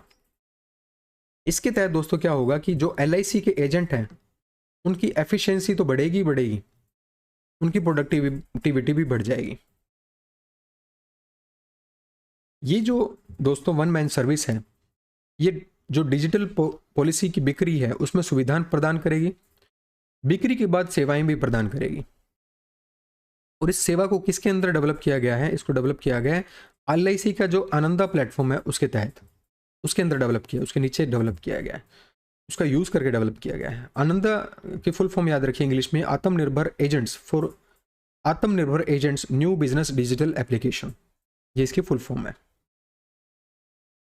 हाल ही में जारी एक रिपोर्ट भारत एट 2047 भारत को तकनीकी संचालित अर्थव्यवस्था में बदलना, इस रिपोर्ट के अनुसार भारत 2047 तक 23 से 35 ट्रिलियन डॉलर के अनुमानित GDP के साथ एक उच्च आय वाले देश में तब्दील होने के लिए तैयार है, जो कितने प्रतिशत की निरंतर वार्षिक वृद्धि से प्रेरित है? तो अगर इतने प्रतिशत उत्तर है दोस्तों, मैं आपको पहले इसको उत्तर बता देता हूँ। इसका उत्तर है 8 से 10%। तो अगर भारत 8 से 10% की निरंतर वार्षिक दर से बढ़ रहा है तो 2047 तक जो इसकी इकोनॉमी हो जाएगी, जो जीडीपी हो जाएगी, वो 23 से 35 ट्रिलियन डॉलर की हो जाएगी। ठीक है। अब इस रिपोर्ट को दोस्तों किसने बनाया है, किसने पब्लिश किया है? बेन एंड कंपनी और नासकॉम, इन दोनों ने बनाया है। अब इस रिपोर्ट की बात कर लें तो दोस्तों इसके की एनेबलर्स क्या हैं? की एनेबलर्स कि अगर भारत को हाई इनकम कंट्री बनना है तो क्या क्या चीज़ें इसकी हेल्प करेंगी? तो ग्लोबल लेवल की टेक्नोलॉजी होनी चाहिए, अच्छी स्किल्ड लेबर फोर्स पार्टिसिपेशन होना है, अच्छा स्किल्ड लेबर फोर्स होना चाहिए हमारे पास। इसके बाद एडवांस मैन्युफैक्चरिंग कैपेबिलिटीज़ होनी चाहिए और सस्टेनेबल हमारे पास इंफ्रास्ट्रक्चर होना चाहिए। तो ये 4 चीज़ें अगर हमारे पास हैं तो हम बन सकते हैं। इसके बाद सिनेरियोज, तो अगर 5% की CAGR के साथ भारत ग्रो करता है तो 2047 तक भारत की जो इकोनॉमी होगी वो 13 ट्रिलियन की होगी, और जो पर कैपिटा इनकम होने वाली है वो 7.6 हज़ार रुपये की होगी। ठीक है, US$। 8% की बात करें तो दोस्तों 8% की CAGR से ग्रो करेगा तो 23 ट्रिलियन डॉलर की जो है हमारी रियल GDP होगी, और हमारा जो पर कैपिटा इनकम US$ में होगा वो होगा 13.4। और जबकि ये 10% की CAGR से ग्रो करेगा तो 35 ट्रिलियन की हमारी रियल GDP होने वाली है, और हमारी पर कैपिटा इनकम 20.8 हज़ार US$ होगी। अब दोस्तों इसमें बात कर लें, इस रिपोर्ट के अनुसार 200 मिलियन व्यक्ति जो होंगे वो कार्यबल में शामिल होने की उम्मीद है इस रिपोर्ट के अनुसार, और 5 क्षेत्र ऐसे हैं जो रणनीतिक विकास लीवर के रूप में कार्य करेंगे।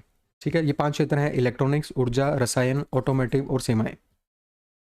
इलेक्ट्रॉनिक्स के क्षेत्र में कार्य करें तो 2047 तक जो ये हेल्प करेगी वो करेगी $3.5 ट्रिलियन की। ठीक है, तो ये $3.5 ट्रिलियन तक वैश्विक विनिर्माण केंद्र के रूप में उभरने की उम्मीद है इसकी, इलेक्ट्रॉनिक्स के। दूसरा, ऊर्जा उत्पादन की बात करें तो ऊर्जा उत्पादन में नवीकरणीय ऊर्जा की हिस्सेदारी जो होगी 2023 में जो 24% है, 2047 में 70% हो जाएगी। ऑटो कंपोनेंट की बात करें तो ये निर्यात के क्षेत्र में 200 से $250 बिलियन तक पहुंचने की संभावना है। रसायन के क्षेत्र में बात करें तो 2047 तक 8 से 9% के CAGR के साथ 1 से $1.5 ट्रिलियन तक पहुंच सकता है। और सेवा के क्षेत्र में बात करें तो ये GDP 60% तक का योगदान दे सकती है। तो सेवा के क्षेत्र में GDP में सेवा 60% तक का योगदान दे सकती है। हाल ही में भारतीय रिजर्व बैंक ने एक नई मोबाइल एप्लीकेशन लॉन्च की है। अब ये एप्लीकेशन से क्या होगा, भारतीय अर्थव्यवस्था से संबंधित जो व्यापार, आर्थिक और वित्तीय डेटा है उसकी निर्बाध पहुंच जो है ये प्रदान करेगी। इसका मतलब ये कि है कि इंडियन इकोनॉमी से रिलेटेड जो फाइनेंशियल डेटा है, जो वित्तीय डेटा है, उसकी पहुंच करेगी ये, वो प्रोवाइड करेगी ये एप्लीकेशन। तो इस एप्लीकेशन का नाम क्या है? इस एप्लीकेशन का नाम है RBI डेटा। अब दोस्तों इसके अंदर क्या होगा, तो 11,000 है उससे अधिक आर्थिक डेटा की श्रृंखलाओं का पता लगा सकेंगे। कौन? शोधकर्ता, छात्र, नीति निर्माता और आम जनता। तो इनको डेटा उपलब्ध करवाया जाएगा इस RBI डेटा ऐप के थ्रू। ठीक है, इसमें उपयोगकर्ता ग्राफ और चार्ट में समय श्रृंखला डेटा देख पाएंगे। तो ग्राफ और चार्ट के फॉर्म में डेटा भी प्रोवाइड किए जाएंगे इसके अंदर। एक सेक्शन होगा दोस्तों बैंकिंग आउटलेट का सेक्शन इसके अंदर, उसके अंदर इसके तहत क्या होगा, उपयोगकर्ता जो है 20 किलोमीटर की रेंज के अंदर जो भी बैंकिंग सुविधाएं हैं उनको खोजने में उनको मदद मिलेगी। एक सार्क फाइनेंस नाम से सेक्शन होगा, उसके माध्यम से सार्क देशों के बारे में डेटा एक्सेस किया जाएगा। एक होगा पॉपुलर रिपोर्ट सेक्शन का, इसके अंदर जो आर्थिक रिपोर्टें हैं उनको हाईलाइट करेगा, मतलब आर्थिक रिपोर्टें यहाँ से एक्सेस कर सकते हैं आप लोग। ठीक है, तो अब ये सार्क की बात कर लें तो सार्क एक ऑर्गेनाइजेशन है कंट्रीज़ कौन सी है इनमें दोस्तों? अफगानिस्तान, बांग्लादेश, भूटान, इंडिया, मालदीव्स, नेपाल, पाकिस्तान और श्रीलंका। और सार्क की फुल फॉर्म है south Asia association for regional cooperation. ठीक है, south Asian association for regional cooperation. इसकी शुरुआत दोस्तों 1985 में हुई थी और इसका हेडक्वार्टर जो है वो काठमांडू, नेपाल में स्थित है।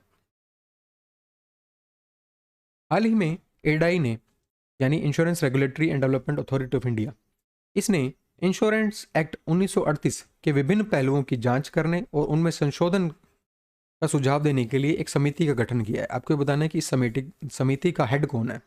दोस्तों इस समिति के हेड नियुक्त किए गए हैं दिनेश खारा जी, जो कि पूर्व चेयरमैन थे एसबीआई के। इनको क्या करना है, इस समिति को क्या करना है कि इंश्योरेंस एक्ट जो 1938 का है उसके पहलुओं की जांच करनी है और उसमें संशोधन का सुझाव देने हैं। अब ये जो कमेटी है दोस्तों, ये 7 लोगों की कमेटी है। एक सदस्य जो हेड हैं इसके दिनेश खारा जी हो गए हैं, बाकी के हैं जैसे एन एस कनन, राकेश जोशी, गिरीश राधाकृष्णन, सौरभ सिन्हा, आलोक मिश्रा और एल विश्वनाथन। बीमा अधिनियम 1938 की बात करें तो ये जो है दोस्तों, ये एक्ट कानूनी ढांचा प्रदान करता है, ठीक है, जिसके अंदर ये इंश्योरेंस इंडस्ट्री जो है संचालित होती है। दूसरा, इस एक्ट के तहत इरडाई की स्थापना भी हुई थी। और तीसरा, ये विभिन्न प्रकार की जो बीमा पॉलिसियाँ होती हैं जैसे HIDI, जैसे HILI, जैसे लाइफ इंश्योरेंस हो गया, हेल्थ इंश्योरेंस हो गया, ठीक है, और सामान्य इंश्योरेंस हो गया, इनकी रूपरेखा भी प्रस्तुत करता है इस एक्ट, ये जो एक्ट है, ठीक है। अब इस एक्ट के दौरान अंदर एक इंपॉर्टेंट फीचर ये है कि जैसे दोस्तों जो इंडियन कंपनियां हैं, सिर्फ इंडियन कंपनियां जो कंपनीज एक्ट 1956 में डिफाइन की गई हैं वो ही ऑपरेट कर सकती हैं इंडिया में। इडाई की बात करें दोस्तों हम लोग, तो इडाई की स्थापना 1999 में की गई थी और ये रेगुलेट करती है और लाइसेंस देती है इंश्योरेंस और री इंश्योरेंस कंपनीज को, ठीक है। और ये मिनिस्ट्री ऑफ फाइनेंस के अंडर काम करती है और इसका हेडक्वार्टर जो है वो हैदराबाद में स्थित है। हाल ही में फोर्ब्स इंडिया ने top 10 richest women in the world 2025 की एक सूची का अपना 5वां संस्करण जारी किया है। तो 5वां संस्करण जारी हुआ है top 10 richest women in the world 2025। इसको जारी किया है फोर्ब्स इंडिया ने। आपको ये बताना है कि शीर्ष स्थान किसने हासिल किया है। तो दोस्तों शीर्ष स्थान हासिल किया है एलिस वोल्टन ने, जो जुड़ी हुई हैं वॉलमार्ट नाम की एक कंपनी से, ठीक है। अब इस लिस्ट की बात करें तो दोस्तों एलिस वोल्टन सबसे ऊपर हैं, जिनकी नेटवर्थ जो है वो है $, 112.5 बिलियन। वॉलमार्ट कंपनी से ये जुड़ी हुई हैं।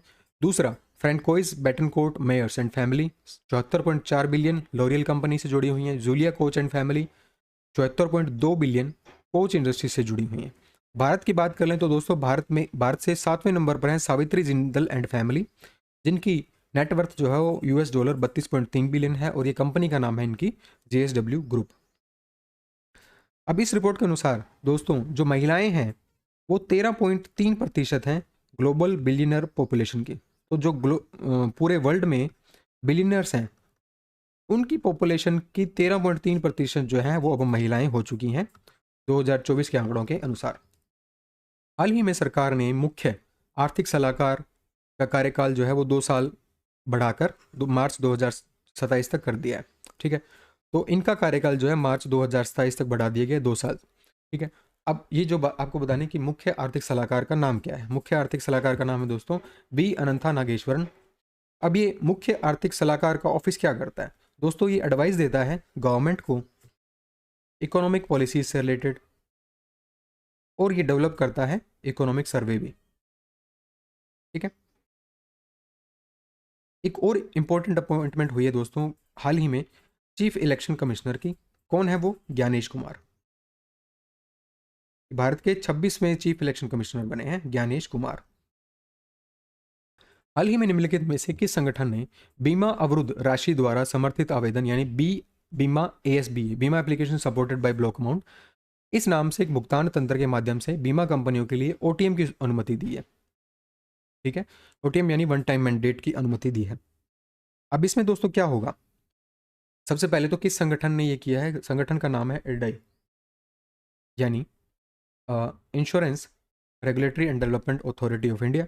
अब इसके अंदर दोस्तों क्या होगा, इसके अंदर जो पॉलिसी धारक हैं उनके फंड जो हैं वो ब्लॉक हो जाएंगे बैंक अकाउंट के अंदर, ठीक है।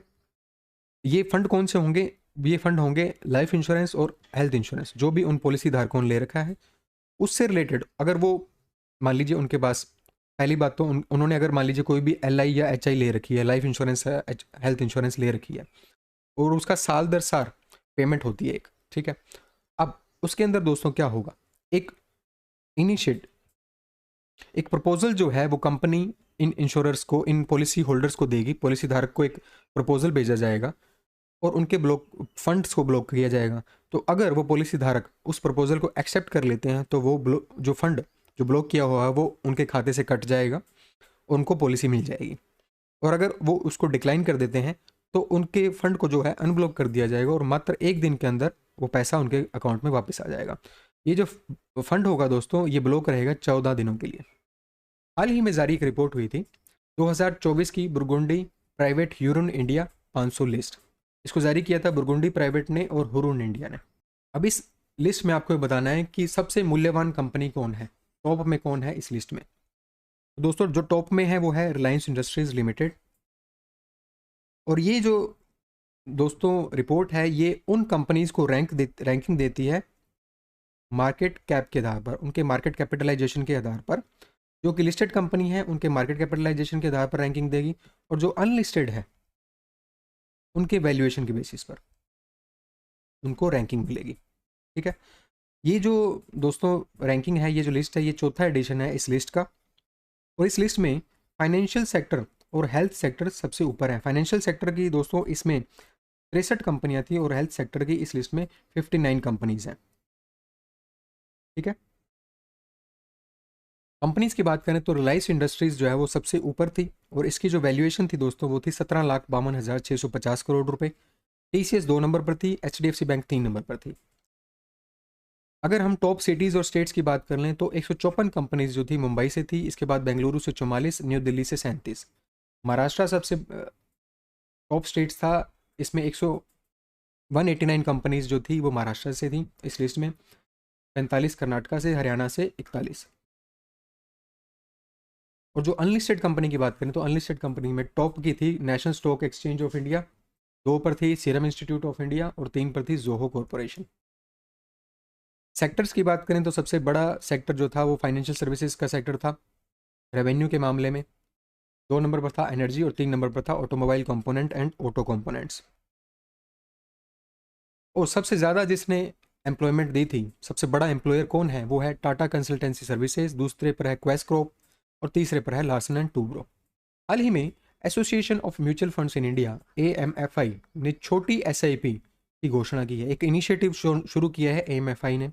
अब एक छोटी SIP क्या होती है, ये एक व्यवस्थित निवेशन योजना है जिसे म्यूचुअल फंड निवेश को और अधिक सुलभ बनाने के लिए डिज़ाइन किया गया है। अब इसमें क्या होगा दोस्तों, जो पहली बार निवेश करने वाले निवेशक हैं या जो वंचित वर्गों के लोग हैं वो इस छोटी SIP में निवेश कर सकते हैं। तो आपको ये बताना है कि इस छोटी SIP का अमाउंट कितना है। ठीक है, तो कितने अमाउंट की ये SIP होने वाली है, ये होने वाली है दोस्तों 250 रुपये की। ठीक है, 2 और इनिशिएटिव AMFI ने लॉन्च किए थे।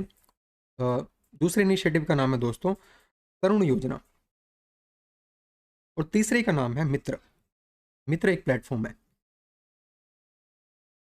ठीक है, अब तरुण योजना की बात करें तो दोस्तों तरुण योजना में जो स्कूली शिक्षक हैं और छात्र हैं इन दोनों को वित्तीय साक्षरता प्रोवाइड की जाएगी और इसके तहत एक AMFI की परीक्षा होगी जिसमें जो टॉप 20% छात्र होंगे। ठीक है, पहली बात तो ये कि इसमें 5,000 छात्रों तक पहुंचने का एक टारगेट रखा गया है। ठीक है, पायलट चरण में। और उसमें जो 20% छात्र होंगे शीर्ष के जिन्होंने AMFI परीक्षा दी होगी उनको हर महीने 100 रुपये मिलेंगे। ठीक है, SIP खातों में, मतलब 2 साल तक ये 100 रुपये मिलते रहेंगे, मतलब टोटल 2400 रुपये जो है उनके खाते में प्रोवाइड किए जाएंगे टॉप 20% छात्रों के खाते में इस योजना के तहत। तीसरा जो प्रोग्राम था वो था दोस्तों मित्र प्लेटफॉर्म। मित्र की फुल फॉर्म हम इंग्लिश में याद रखेंगे, mutual fund investment tracing and retrieval assistant. अब ये प्रोग्राम क्या है दोस्तों, ये प्लेटफॉर्म क्या है। अब कुछ लोग हैं तो म्यूचुअल फंड के पोर्टफोलियोज हैं उनके, परंतु वो पोर्टफोलियोज या तो वो भूल चुके हैं या वो इनएक्टिव हो चुके हैं। तो उसको ट्रेस करने के लिए, ठीक है, उन्हें पुनः प्राप्त करने के लिए और उसकी पहचान करने के लिए इस प्लेटफॉर्म को लॉन्च किया गया है। ठीक है, हम इस प्लेटफॉर्म इस न्यूज़ को पहले पढ़ चुके हैं, आप पढ़ सकते हैं पहले जाकर पीछे की वीडियो में। हाल ही में भारतीय स्टेट बैंक की रिसर्च रिपोर्ट ने अनुमान लगाया है कि वित्त वर्ष 2025 में भारत की जो GDP वृद्धि है वो कितने प्रतिशत रहेगी। ठीक है, और इसमें यह धारणा की गई है कि NSO यानी नेशनल स्टैटिस्टिकल ऑफिस द्वारा जारी Q1 और Q2 का विकास आंकड़े में कोई भी संशोधन नहीं होगा। ठीक है, तो इस आधार पर ये जीडीपी की वृद्धि का अनुमान लगाया गया है। जीडीपी की वृद्धि अनुमान जो है वो 6.3% है दोस्तों।